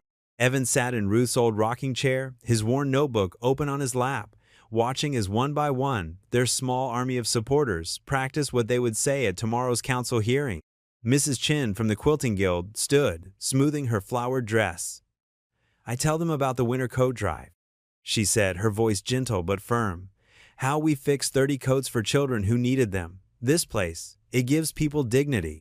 Clara nodded encouragingly from her perch on the window seat. Her legal pad was covered in neat notes, arrows, and underlining. "That's perfect, Mrs. Chen. Personal stories like that show the real impact." Lena sat cross-legged on the floor beside Maya, both of them leaning against the old sofa. She'd come straight from her hospital shift, still in her scrubs, but fatigue couldn't dim the determination in her eyes. "I'm going to read from Mama's ledger," she said, touching the worn book in her lap. "Show how Councilman Hale's urban renewal plan follows the same patterns as the old redlining maps." "Just stick to the facts," Clara advised. "Let the documents speak for themselves." Caleb slouched against the doorframe, hands in his pockets. "I'm talking about the bike repair program," he said. "How kids from both sides of town work together now. How Tommy Jenkins and Deshaun Williams went from not speaking to being best friends." Pastor Lyle, sitting in an armchair by the fireplace, smiled. "The Spirit moves in mysterious ways," he said, "sometimes through bicycle chains and brake pads." Maya stood up suddenly, clutching Lullaby to her chest. The doll's crack was barely visible now, a thin line that caught the light. "My turn," she announced. Everyone fell quiet as Maya walked to the center of the circle. She looked tiny, but determined in her yellow dress, her braids tied with matching ribbons. Mr. Evan fixed Lullaby when she was broken, Maya began, her voice clear and strong for an 8-year-old. He didn't even know me or Grandma Ruth, but he stayed late to help because that's what good people do. Grandma always said when things break, you mend them twice, once with glue and once with love. That's what happens here every day. We fix stuff, but we also fix. She paused, searching for the right word. Hearts? Lena suggested softly. Maya nodded. Hearts, and neighborhoods, and families. Grandma Ruth would say, that's church happening right here on her porch. She hugged Lullaby closer. Please don't take away our fixing place. Clara wiped her eyes quickly with the back of her hand. Maya, that's beautiful. Just like that tomorrow, okay? Evan found himself gripping his notebook too tightly, the edges crumpling under his fingers. The simple truth in Maya's words made his own carefully prepared statement feel inadequate. Pastor Lyle must have noticed his distress. He stood up, spreading his arms. Before we practice any more, let's pray together. They formed a circle, holding hands, Evan between Clara and Caleb, Maya tucked against her mother's side, Mrs. Chin linking arms with the VFW representatives who'd been sitting quietly in the corner. Pastor Lyle's deep voice filled the room with warmth. Lord, we stand before you tonight as your children, seeking wisdom and courage. Guide our words tomorrow. Help us speak truth with love. Stand firm with grace. Bless this house and the dream of healing it represents. And Lord, we thank you for bringing us together, black and white, young and old, all your children working as one family to mend what's broken. In Jesus' name, amen. Amen, they echoed softly. The group began to disperse after that, gathering coats and bags, exchanging hugs and words of encouragement. Clara lingered, helping Evan straighten the chairs. Get some sleep tonight, she told him, touching his arm gently. Tomorrow will take care of itself. But long after everyone had gone, after Caleb had headed home to finish his homework, Evan sat alone in Ruth's parlor. The only light came from a small lamp on the side table, casting just enough glow to see the scrapbook open in his lap. He traced his finger over a photograph he'd looked at 100 times now. His late wife Sarah in Ruth's choir, her face bright with joy as she sang. He'd never known they'd been friends. How many other connections had he missed over the years, too busy with his own grief to see the community around him? The clock on the mantel ticked past midnight. Evan turned another page, studying Ruth's careful handwriting in the margins, her newspaper clippings about neighborhood history, her photos of children growing up on these streets. Somewhere in these pages lay the courage he needed for tomorrow, not just to save the center, but to truly become the steward Ruth had believed he could be. The house creaked and settled around him, as if it too was gathering strength for the battle ahead. Through the window, he could see porch lights glowing up and down the street, small beacons of hope in the darkness, just as Ruth had intended. The morning sun streamed through the tall windows of Willowbend's council chamber, casting long shadows across the polished wooden floor. Every seat was filled, with people standing 3 deep along the walls. The air felt thick with tension and the rustle of papers. Evan sat in the front row between Clara and Caleb, his hands clasped tightly in his lap. The familiar faces of their supporters filled the rows behind them, the quilting guild members in their Sunday best, veterans wearing their service pins, church members who'd helped paint walls and move furniture. Councilman Hale sat at the raised platform with the other council members, looking down at them with practiced neutrality. His perfectly pressed suit and carefully arranged papers projected authority and control. Judge Martha Wilson, a silver-haired woman with wire-rimmed glasses, called the hearing to order with 3 sharp raps of her gavel. We're here today regarding the matter of the Ruth Brooks estate and the proposed community center, she announced, her voice carrying clearly through the packed chamber. Who speaks first? Clara stood, her heels clicking against the wooden floor. Your Honor, we'd like to begin with Maya Brooks, Miss Ruth's granddaughter. Maya walked to the podium, clutching Lullaby carefully against her chest. She looked tiny standing there, but her voice rang out clear and strong. My Grandma Ruth always said that broken things deserve a second chance. She began, lifting her doll slightly. When Lullaby broke, I was so sad, but Mr. Evan fixed her, not just with glue, but with love, just like Grandma taught me. The room grew perfectly still as Maya continued. Mr. Evan fixes people's things for free when they can't pay.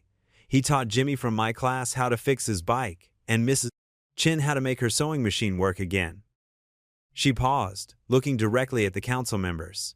Grandma said that's what church really means. Helping people. That's what we do at the center. As Maya returned to her seat, Mrs. Chen stood up, followed by Mr. Rodriguez from the Veterans Club. One by one, they shared their stories of repaired family heirlooms, of teens learning trade skills, of lonely seniors finding purpose in community. Frank Wilson, a Korean War veteran with weathered hands, spoke about teaching young men to repair engines. These kids need something real to hold on to, he said, his voice gruff with emotion. They need to know somebody believes in them. That's what Ruth's place gives them. Clara rose again, her expression composed but determined. Your Honor, I'd like to present evidence regarding Councilman Hale's involvement in this matter. She gestured to an aide who began distributing packets of paper. These are emails recovered from Ruth Brooks' records, showing a pattern of discriminatory planning and attempted property acquisition. Hale's practiced smile faltered as the document circulated. The emails detailed his plans to convert the historic black neighborhood into luxury condominiums, complete with discussions about pricing out current residents. Furthermore, Clara continued, we have Ruth Brooks' original audio testament. She held up the cassette tape found in Lullaby's music box. With the court's permission, I'd like to play this recording. Judge Wilson nodded, and Ruth's warm, strong voice filled the chamber. I leave my home and legacy fund to the mender with gentle hands, she said clearly. Let love steward my house. Let it be a place where all God's children can gather, where broken things and broken spirits find healing. Hale stood up, straightening his tie. Your Honor, regardless of sentiment, there are serious safety concerns. Actually, Clara interrupted smoothly, we have certified inspections from 3 independent firms, confirming the property meets all current codes. She produced another stack of documents. The only violations cited were those issued after Councilman Hale's office intervened with the housing department. The morning wore on as more community members spoke. Pastor Lyle testified about the center's impact on church youth programs. The Quilting Guild presented a petition with hundreds of signatures. Even Mrs. Thompson, who'd initially opposed the center, stood to describe how it had helped her grandson stay out of trouble. Throughout it all, Judge Wilson listened intently, occasionally making notes or asking clarifying questions. Her expression remained neutral, but her eyes were sharp and attentive. Finally, as the lunch hour approached, she tapped her gavel again. I've heard enough testimony for now, she announced. This court will take a 1-hour recess before delivering its decision. She gathered her papers and stood. Chamber is in recess. The crowd began to stir, their whispered conversations filling the air with a nervous buzz. Evan remained seated, watching as Hale conferred urgently with his lawyers in the corner. Maya slipped her small hand into his and squeezed it gently. Grandma always said truth wins in the end, she whispered. Clara touched his shoulder. We've done everything we can, she said quietly. Now we wait. The chamber slowly emptied as people filed out for lunch, but the tension in the air remained, thick and heavy with possibility. The council chamber buzzed with whispered conversations as people filed back in after recess. Evan's shirt collar felt tight against his neck as he straightened in his wooden chair. Clara's hand found his and squeezed gently. Judge Martha Wilson, her gray hair neatly pinned back, adjusted her glasses and cleared her throat. The room fell silent. She looked directly at Evan, then swept her gaze across the packed chamber. After careful consideration of the evidence presented today, including Mrs. Ruth Brooks' audio testament and the documented history of her property, this court finds in favor of Mr. Evan Cole and upholds the conditions of the will in their entirety. A collective gasp rippled through the room. Maya, sitting with her mother in the row behind Evan, hugged Lullaby tighter to her chest. Furthermore, Judge Wilson continued, her voice carrying clearly through the chamber, all permits previously suspended are hereby restored, effective immediately. The emergency condemnation notice is rescinded, as it was filed without proper cause or evidence. The judge turned her attention to Councilman Hale, who sat stiffly in his chair, his usual polished smile nowhere to be seen. Regarding the conduct of Councilman Trent Hale, this court finds sufficient evidence of ethical violations in his handling of the Brooks property matter. The council will vote on an official censure, and all development proposals related to the property are suspended pending review. Hale's face reddened, but he remained silent, staring straight ahead. Mr. Cole. The judge's expression softened slightly. Mrs. Brooks chose wisely when she selected you as steward of her legacy. This court expects you to honor that trust. Yes, Your Honor, Evan managed, his voice rough with emotion. I will. Then this hearing is adjourned. The sharp crack of her gavel echoed through the chamber. The room erupted in cheers and applause. Caleb wrapped his father in a fierce hug, and Clara wiped tears from her eyes. Maya bounced up and down, her braids flying, while Lena smiled broader than Evan had ever seen. Pastor Lyle made his way through the crowd, beaming. The Lord works in mysterious ways, he said, clasping Evan's hand, though sometimes his path is clearer than we think. Mrs. Johnson from the Quilting Guild pressed forward to hug Evan. We're making you a special quilt for the center, she declared. Something to show both sides of town coming together. Even some of the people who doubted him came forward. Mr. Harrison, who'd pulled his grandkids from Caleb's bike repair classes, approached with his hand extended. I was wrong about you, he said gruffly. My boys missed those classes. Think they could come back? Anytime, Evan replied, shaking his hand firmly. The door's always open. Clara stood beside him, her legal papers already tucked neatly in her briefcase. Ruth would be proud, she said softly, not just of saving the sinner, but of how you did it, with dignity and grace. We all did it, Evan corrected her, looking around at the faces of his neighbors. Every single person here. The veterans who'd helped rebuild the shed clustered around him, trading handshakes and backslaps. Mrs. Chen from the tea shop promised to bring her special oolong blend for Lena's tea corner. The choir director mentioned starting weekly practices again. Near the back of the room, Evan spotted Councilman Hale slipping toward the door. Their eyes met briefly. Hale gave a short, tight nod, not quite acceptance, but perhaps a grudging acknowledgement, before disappearing into the hallway. Lena touched Evan's arm. Mama always said a house needs more than walls to make it a home. It needs heart. You gave her house that. Your mama gave me a chance, Evan replied. I just tried not to waste it. The crowd gradually thinned as people headed back to their daily lives. Evan gathered his papers, tucking Ruth's photo, the one he'd brought to show the judge, carefully into his jacket pocket. Clara offered to handle the final paperwork, her eyes twinkling when she suggested they could discuss it over dinner sometime. Finally, Evan pushed open the heavy wooden doors and stepped outside. The afternoon sun hit him full in the face, warm and bright. He closed his eyes for a moment, feeling the weight of the past weeks lift from his shoulders. The air smelled like spring, like possibility, like hope. He was free, free to build something meaningful, free to honor Ruth's legacy, free to be the man she'd somehow known he could be, the man who mended things twice, with both skill and heart, a father, a neighbor, a steward of something larger than himself. Looking up at the clear blue sky, Evan took a deep breath of the fresh afternoon air. Behind him, the council chamber doors opened again as others emerged into the sunlight. The morning sun cast long shadows across Ruth's front lawn as volunteers arrived with paint cans, toolboxes, and determined smiles. 1 week had passed since the judge's ruling, and the community had rallied to restore the property to its former glory, and then some. Evan stood on the creaky porch, coffee mug in hand, watching Caleb unload spray paint cans from his backpack. His son had spent days sketching designs for the carriage house wall, blending elements of Willowbin's past and present into something new. You sure about those colors? Evan called out, eyeing the vibrant blues and greens. Caleb grinned, arranging the cans in neat rows. Trust me, Dad. Ruth's place needs some life breathed back into it. Clara's sedan pulled up, choir folders tucked under her arm as she stepped out. Her silver hair caught the morning light, and Evan found himself smiling at the sight. She'd been organizing rehearsals all week, determined to fill the house with music again. Morning, you two, she called out, climbing the porch steps. The sopranos are coming at 10, and I've got the tenors lined up for after lunch. Inside, Lena was already setting up her tea corner in what used to be Ruth's sitting room. She'd brought her mother's old teapot, the one with hand-painted roses, and arranged mismatched vintage cups on a restored cabinet. The morning light streamed through freshly washed windows, making the copper kettle gleam. Maya helped me pick out the tea blends, Lena said, measuring loose leaves into labeled jars. She says every good story needs the right cup of tea to go with it. Evan nodded, touching the worn banister. I better get started on this porch railing. Some of these posts are loose. He retrieved his toolbox from his truck, the familiar weight comforting in his hands. This was something he understood.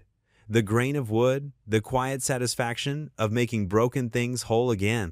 As he worked, the sound of Caleb's spray paint hissed in the background, punctuated by the occasional burst of laughter from the growing crowd of volunteers.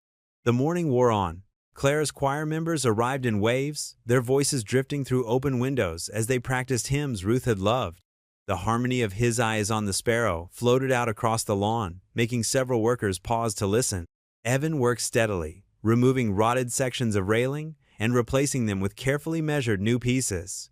He'd chosen oak, solid and dependable, knowing it would last for years to come. Each post he set felt like planting a small flag of permanence. Around noon, Maya appeared with sandwiches her mother had made. She sat on the porch steps, watching Caleb work on his mural. The design was taking shape, faces emerging from swirls of color, hands reaching out to help, tools and musical notes weaving through it all. "Look, Mr. Evan," she said, pointing to a particular figure in the mural. "That's Grandma Ruth, right there in the middle. She's holding Lullaby." Evan paused his work to look. Sure enough, there was Ruth's familiar silhouette, the doll cradled in her arms, surrounded by the community she'd loved. Caleb had captured her essence somehow, making her presence feel both memorial and alive. The afternoon brought more helpers. Veterans from the VFW showed up with lumber for the shed repairs. The Quilting Guild ladies arrived with fresh baked goods and sharp eyes for detail, pointing out spots that needed touching up. Every hour, someone new appeared with tools or supplies or simply willing hands. Lena kept her tea corner busy, serving cups of Ruth's favorite blend to tired workers. The china cups clinked gently as people gathered to rest and talk, sharing stories about Ruth and their hopes for the center's future. The room hummed with conversation and the sweet smell of bergamot. Clara took breaks from choir practice to sit with Evan as he worked, handing him nails or holding boards steady. Their hands brushed occasionally, and neither pulled away too quickly. They worked in comfortable silence, understanding growing between them like a quiet stream. As the day waned, Caleb finished his mural. The entire community had been woven into the design: the choir, the repair shop, children on bikes, elders sharing wisdom. At the center, Ruth's porch light glowed, a beacon drawing everyone together. "What do you think?" Caleb asked, wiping paint from his hands. "It's perfect," Evan said, his voice rough with emotion. "She would have loved it." The sun began to set as Evan secured the last section of porch railing. He tested each post, making sure everything was solid. Clara and Lena hung paper lanterns from the new brackets he'd installed, their soft light beginning to glow in the gathering dusk.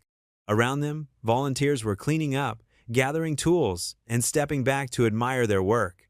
The restored porch gleamed with fresh paint, its new railings sturdy and welcoming.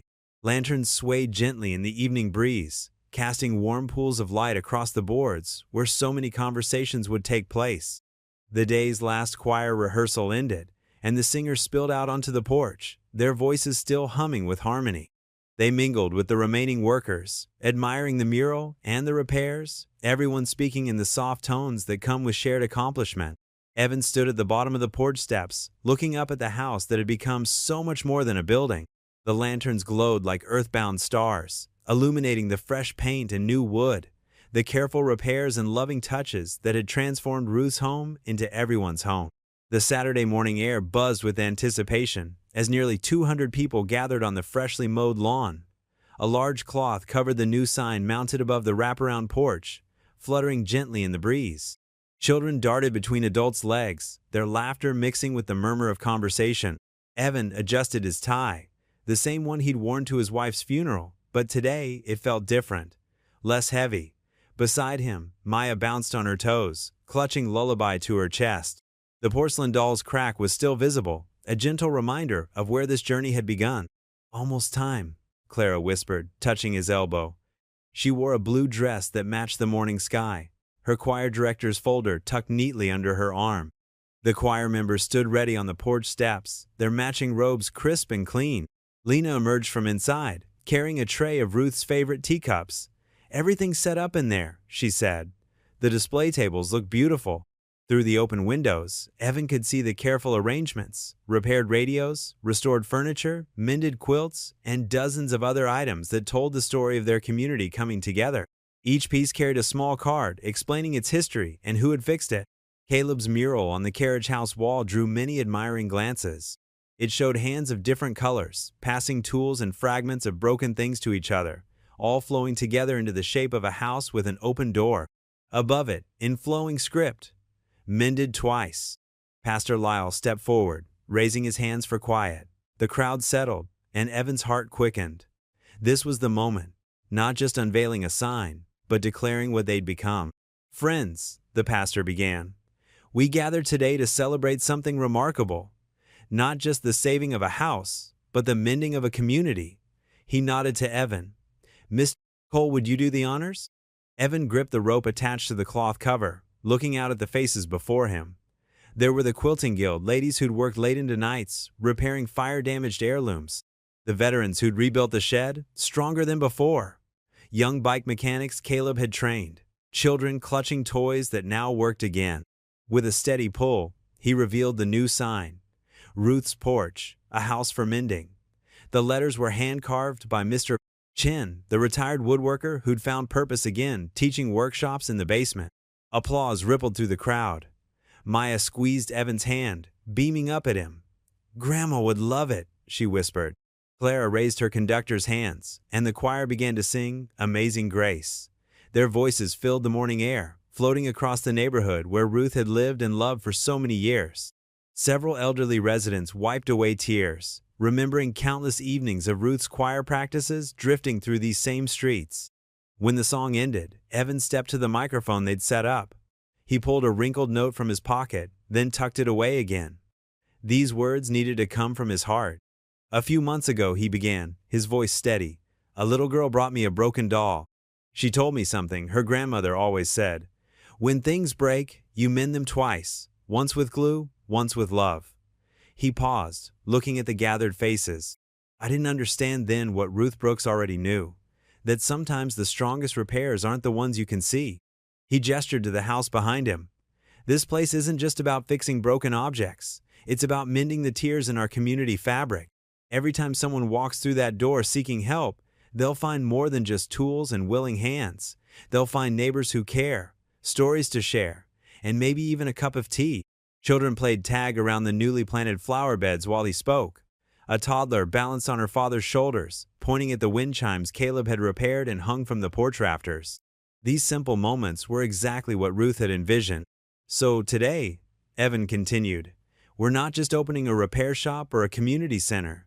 We're creating a place where everyone belongs, where every broken thing and person has value, where we remember that the strongest communities are built by mending things twice." Clara stepped forward then, distributing song sheets through the crowd. The choir spread out, mixing with the audience as they began to sing "Lean on Me." Voices joined in, hesitant at first, then growing stronger. Even those who didn't know the words hummed along. The harmony swelled, filling the street with music. Evan watched as former skeptics sang beside early supporters. Children swayed with grandparents, and neighbors who'd once avoided eye contact now shared smiles over shared lyrics. Maya tugged at his sleeve, pointing to Lullaby. "Look, Mr. Evans, she's dancing." The little girl made the doll sway in time with the music, its crack catching the morning light like a badge of honor. The song rose and fell, voices weaving together like threads in one of Ruth's quilts. This was what she'd seen possible, not just a building preserved, but a community restored, every voice adding its own unique thread to the tapestry of their town's story. Standing there on Ruth's porch, now everyone's porch, Evan felt the truth of it all. Sometimes the strongest things were those that had been broken and mended, not once, but twice. Once with skill, and once with love. Inside the restored parlor of Ruth's house, sunlight streamed through freshly washed windows, casting warm patterns across the polished hardwood floor. The room buzzed with quiet excitement as members of the Quilting Guild carefully unfolded their masterpiece. Mrs. Henderson, the Guild's eldest member at 84, directed the operation with practiced authority. "Careful now with that corner, Betty," she called out. "We've put too many hours into this beauty to snag it at the finish line." The massive quilt stretched nearly wall to wall as they laid it out on display stands. Each carefully stitched square told a story, names both familiar and forgotten, woven into a tapestry of community history. The intricate patterns flowed from one section to the next. Traditional African-American designs merged seamlessly with European-inspired motifs, creating something entirely new and uniquely Willowbend. Clara stepped forward, running her fingers lightly over the delicate stitching. "It's absolutely beautiful," she whispered, Look at how the patterns connect, like they were always meant to be together. Evan noticed how the surnames crossed traditional boundaries. Johnson next to O'Malley, Washington beside Schmidt, Lee intertwined with Rodriguez. The guild had arranged the names not by neighborhood or heritage, but by the years each family had lived in Willowbend, creating a timeline of arrival that showed how the community had grown together. Maya pressed close to her mother's side, pointing excitedly. "Look, Mama, there's Grandma Ruth's name!" The Brooks family square featured a small porcelain doll design, clearly inspired by Lullaby, who now sat proudly restored in a place of honor on the mantel. Mrs. Henderson gestured for Lena and Maya to come forward. "We saved this for today," she said, holding up a smaller, framed piece of the quilt. "This was the first square we completed, the pattern Ruth herself chose before she passed."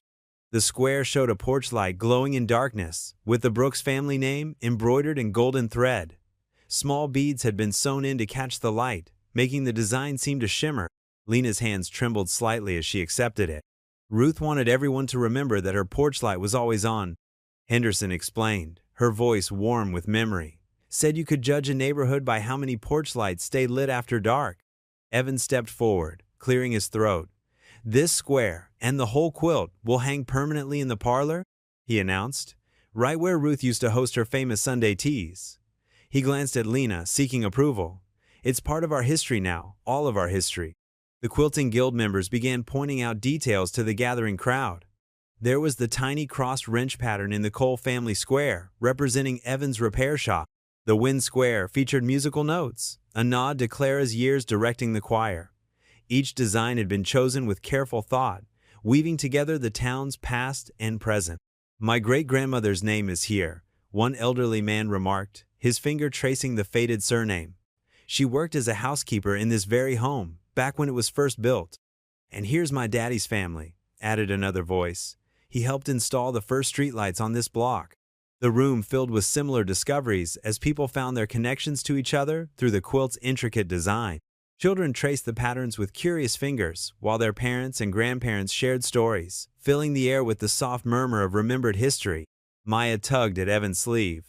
"Mr. Evan, can I show everyone how to do the special stitch Grandma taught me? The one for mending?" "Of course you can, sweetheart," Evan smiled. "That's what this place is for, passing on what we know." Several of the guild members gathered around as Maya demonstrated the careful stitch she'd learned at Ruth's knee. Her small fingers moved with surprising confidence, showing how the thread could bring torn edges together so neatly the repair was almost invisible. "See?" she explained. The evening air held the last warmth of a late summer day as Evan and Clara stepped out under Ruth's front porch. Above them, crickets had started their nightly chorus, and the first fireflies blinked in the deepening twilight. "Ready for the ceremonial lighting?" Clara asked, her eyes twinkling with anticipation. She wore a simple blue cardigan against the cooling air, her silver hair catching the last golden rays of sunset. Evan nodded, fishing in his pocket for the brass key to Ruth's house. "It feels right, doesn't it, starting from here?" They descended the porch steps together, their footsteps in sync on the newly repaired boards. Evan paused at the bottom to switch on Ruth's porch light, the same one she'd kept burning every night for decades, welcoming any neighbor in need of comfort or conversation. The warm yellow glow spilled down the front steps, casting long shadows across the fresh paint. Clara reached for Evan's hand, giving it a gentle squeeze. "One light at a time," she said softly. They started down the sidewalk together, where Maya was already bouncing ahead with the boundless energy of childhood. Her pigtails swung as she skipped, Lullaby clutched securely in one arm. "Miss Clara, Mr. Evan, can I ring Mrs. Johnson's doorbell?" Maya called back, practically vibrating with excitement. "Go ahead, sweetheart," Clara answered, chuckling. "But remember what we practiced, polite and patient." They watched as Maya pressed the bell, stepping back respectfully as Mrs. Johnson, a retired schoolteacher, opened her door. The little girl's voice carried clearly in the evening quiet. "We're turning on all the porch lights tonight, like Grandma Ruth used to do. Will you join us?" Mrs. Johnson's weathered face creased in a smile. "Why, of course." She reached just inside her door to flip the switch, and another pool of light joined Ruth's. "I remember your grandmother doing this on special occasions. She always said a lit porch was like an open heart." Caleb trailed behind them, his camera clicking steadily as he documented the growing constellation of lights. He'd inherited his mother's eye for capturing meaningful moments, Evan thought with a bittersweet pang of pride. "Dad," Caleb called out, lowering his camera. "Look, the Washingtons are coming out too." Sure enough, 3 houses down, James Washington and his wife were emerging onto their porch. James raised a hand in greeting, then reached back to switch on their light. Their teenage daughters appeared a moment later, curious about the growing procession. "Mind if we join you?" James called out. "The more the merrier," Clara responded warmly. House by house, the ceremony spread like a gentle wave. Some residents were already waiting on their porches, having spotted the growing group from their windows. Others answered Maya's cheerful summons, unable to resist her earnest invitation and the infectious spirit of community that followed in her wake. Mrs. Chen brought out a plate of still warm almond cookies. The Rodriguez family's youngest children darted between adults, playing an impromptu game of tag in the pools of light. Even old Mr. Peters, known for his gruff demeanor, shuffled out to participate, his weather-beaten face softening as Maya solemnly explained the purpose of their evening walk. Evan felt a familiar ache in his chest, not the sharp pain of grief he'd carried for so long, but something warmer, fuller. He watched as Caleb showed Maya how to frame a shot with his camera, the two of them laughing together as they captured the growing glow of the neighborhood. "You're quiet," Clara observed, her shoulder brushing his as they walked. "Just taking it in," Evan replied. "You know, when Ruth first named me in that will, I thought she was asking me to fix up a building. But that wasn't it at all, was it?" Clara shook her head, her eyes scanning the illuminated porches. She knew what she was doing. Sometimes the things that need mending aren't made of wood or metal. They passed the spot where the carriage shed had burned, now rebuilt stronger than before. The mural Caleb had painted on its side seemed to come alive in the gathering dusk, faces and hands of all colors, intertwined with gears and tools, musical notes and flowers, telling the story of their community in vibrant colors. More neighbors joined their procession. Lena caught up with them, still wearing her nurse's scrubs from her shift at the hospital. She fell into step beside them, watching Maya with soft eyes as her daughter led the way like a tiny herald of hope. "Mama would love this," Lena said quietly. "She always said porches were the soul of a neighborhood, not just the lights, but what they meant. That someone was home, awake, ready to help if needed." The street was transforming with each new light. Shadows retreated as warm circles of illumination overlapped, creating a continuous pathway of welcome. Some neighbors had brought out chairs, settling in to enjoy the impromptu gathering. The sounds of conversation and laughter mingled with the evening bird's last song. "Mr. Evan," Maya called out, running back to tug at his sleeve. "Come see, you can see all the lights from the top of the hill." Hand in hand with Clara, Evan followed Maya to the crest of Cedar Street. From there, they could indeed see the entire neighborhood spread out below them. What had started as a single light at Ruth's house had become a tapestry of warmth, each porch a beacon in the growing darkness. Caleb joined them, his camera hanging around his neck. "Pretty amazing, Dad," he said, nudging Evan's shoulder. The gesture reminded Evan so much of his late wife that his breath caught for a moment. But this time, the memory brought more comfort than pain. Ruth had known, somehow she had known that the act of mending went far beyond fixing broken things. It was about creating spaces where people could come together, where the light of welcome never went out. Maya stood on tiptoe, still holding Lullaby, her face glowing with joy as she surveyed their handiwork. "Look, even Mr. Hale's house has its light on." Sure enough, at the far end of the street, the former councilman's porch light shone along with all the others. Redemption, Evan thought, could come in many forms. The evening air had grown cooler, but Evan barely noticed. Standing there with Clara's hand in his, watching Caleb show Maya how to use the camera's night settings, surrounded by the warm glow of dozens of porch lights and the sound of neighbors talking and laughing together, he felt something settle in his soul. This was what belonging felt like, not just to a place, but to a community, to a story larger than himself. Maya stood on tiptoes in Ruth's parlor, her small hands carefully positioning Lullaby on the polished oak shelf beneath her grandmother's portrait. The late afternoon sun streamed through the freshly washed windows, casting warm squares of light across the hardwood floors. The doll's porcelain face caught the sunlight, making her painted features glow. "Is this the right spot, Mr. Evan?" Maya asked, stepping back to examine her work. She tilted her head, studying how Lullaby sat beneath Ruth's smiling photograph. Evan moved closer, his work boots quiet on the restored floorboards. He knelt beside Maya, bringing himself to her eye level. Through the windows, the sounds of choir members arriving for practice drifted in, car doors closing, friendly greetings, and gentle laughter. "That's perfect," he said, gesturing to where the crack in Lullaby's torso was visible. "You know, some people might try to hide that crack, but I think it should stay just like this." Maya's brow furrowed. "But won't people think she's broken?" "No, sweetheart." Evan smiled, touching the faint line where he'd mended the doll. "This crack tells a story. It's like your grandma always said, things need mending twice. Once with glue, and once with love," Maya finished, beaming. She reached out to straighten Lullaby's dress, her small fingers gentle against the fabric. Across the room, Caleb balanced on a stepladder, carefully hanging the final piece of his mural. The painting wrapped around the parlor walls, a vibrant tapestry of Willowbend's history. Children playing jump rope merged into seniors sharing stories on porches, which flowed into scenes of community dinners and choir performances. "Hey Dad," Caleb called down. "Can you check if this section's level?" Evan walked over, squinting up at the piece. It showed Ruth's house with its porch light glowing, surrounded by neighbors of all ages. "Looks perfect, son. That light you painted? It's exactly how I remember it." "That's because you made me redo it 3 times, Caleb grinned, climbing down. He wiped his hands on his paint-spotted jeans and stood back to admire his work. "Think Grandma Ruth would have liked it?" "She would have loved it," Lena said, entering with a tray of steaming teacups. The delicate china clinked softly as she set it on the coffee table. "My mama always said art should tell the truth, and this tells our truth." Clara followed with a fresh apple pie, its crust golden brown and still warm from the oven. The sweet, cinnamon scent filled the room, mixing with the Earl Grey tea Lena had brewed. Outside, the choir began their warm-ups, their harmonies floating through the open windows.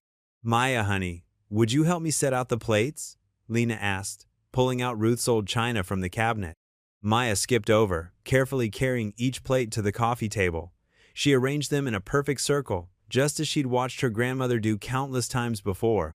Evan sat in Ruth's old armchair, its fabric freshly cleaned but still bearing the comfortable wear of years of use.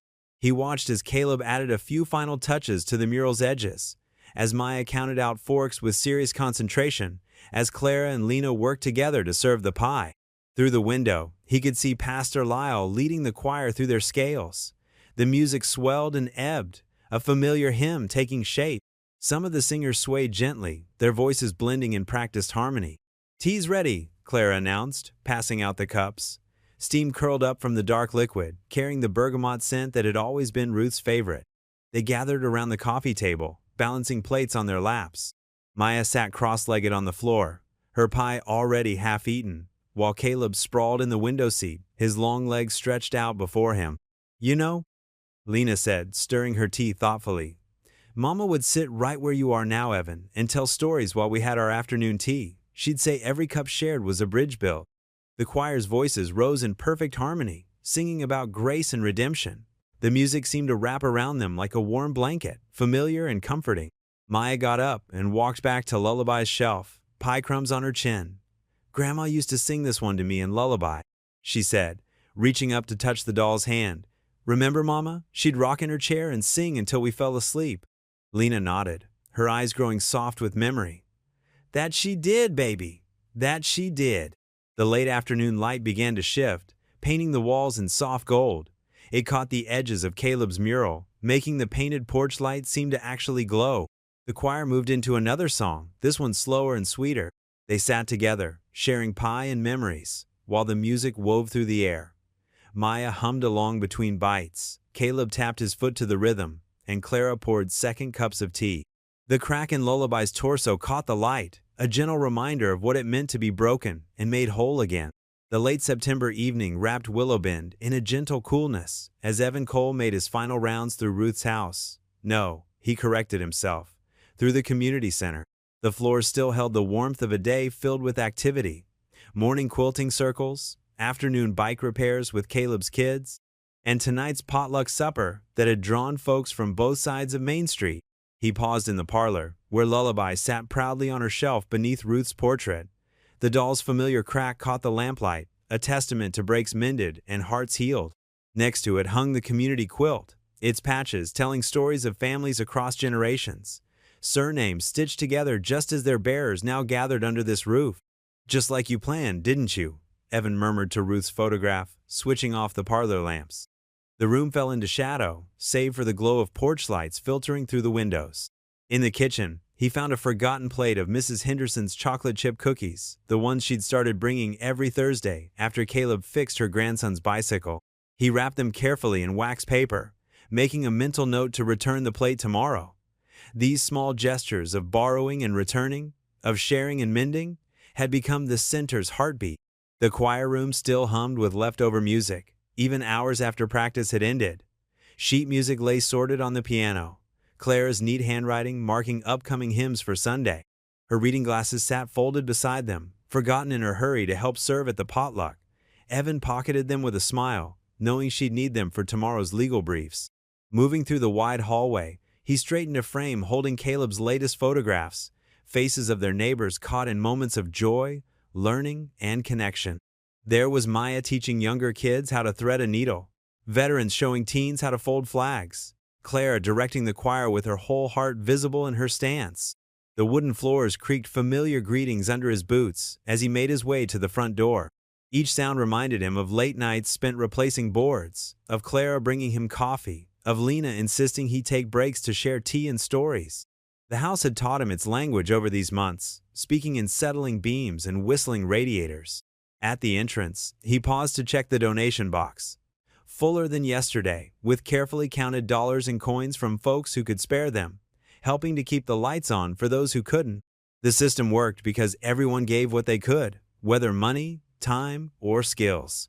Even Hale had started sending his grandchildren for art classes, though he'd never admit to the change of heart. Evan pulled out his keys, the familiar weight of them in his palm, a reminder of Ruth's trust. The porch light cast his shadow long across the wooden boards as he stepped outside. The evening air carried the last notes of someone practicing piano inside the Methodist church down the street, mixed with the sound of crickets beginning their nightly chorus. He turned to lock up, the brass key sliding home with a solid click. The sound always reminded him of that first key found in Lullaby's hidden compartment, how such a small thing had unlocked so much more than just a safety deposit box. Behind him, voices and laughter made him pause. He turned to find the porch steps still occupied, though the potluck had ended an hour ago. Mrs. Chin from the Quilting Guild sat sharing her secret dumpling recipe with Pastor Lyle's wife. 2 doors down, more porch lights clicked on, then 3 more across the street, like stars appearing in the early evening sky. The Henderson kids were teaching Maya to play double dutch under the streetlight, their jump rope making soft wishing sounds against the pavement. Their mother called out a warning about 5 more minutes, but her smile was visible even in the growing dusk. On the bottom step, Mr. Washington and Tom Carter, who'd barely spoken to each other 3 months ago, were deep in conversation about vintage car restoration, their heads bent over Tom's phone as he showed off photos of his latest project. The VFW crew had scheduled their next meeting here instead of their usual hall, and someone had mentioned starting a community garden in the spring. Soft footsteps approached from his left, and then Clara was beside him, her presence as natural as breathing. She'd lost the formal suit jacket from earlier, and her gray hair caught the porch light like silver. Without a word, she slipped her hand into his, their fingers finding their familiar fit. The brass band from 2 streets over started up their evening practice, the music floating between the houses like a blessing. Someone had once told Evan that sound carried better in the evening air, and he believed it now as the notes seemed to dance with the fireflies just beginning to emerge. "Would you look at that?" Clara murmured, nodding toward where Lena was showing a group of teenagers how to wrap sweet potato pies in brown paper, the way her mother had taught her. The kids were actually listening, phones forgotten in their pockets. More porch lights winked on down the street, creating a pathway of warm welcome through the neighborhood. Each light represented a home, a family, a story, all of them now interconnected through this place Ruth had dreamed into being. The choir's hymns from earlier seemed to linger in the air, harmony building between houses that had once stood apart. Evan looked at their joined hands, then at the people scattered across the porch and yard, sharing recipes and phone numbers, swapping stories and laughter. The crack in their community, like the one in Lullaby, hadn't disappeared, but it had been mended with something stronger than before. "Mended twice," he whispered, feeling Clara's hand squeeze his in understanding. Together, they started down the steps, nodding goodnight to their neighbors as the evening settled soft and sweet around them. The walk home beckoned, but like everyone else, they took their time, letting the moment stretch like honey in summer sun. What would you do if you were in their place? Comment your answer below, and let's see how you'd rewrite the ending. If you thought this was just the beginning, you're right. Click through and see where the story takes you next. If you enjoyed the story of Evan Cole, I handpicked the next story that you will enjoy. Please don't miss this one. Click here to watch it.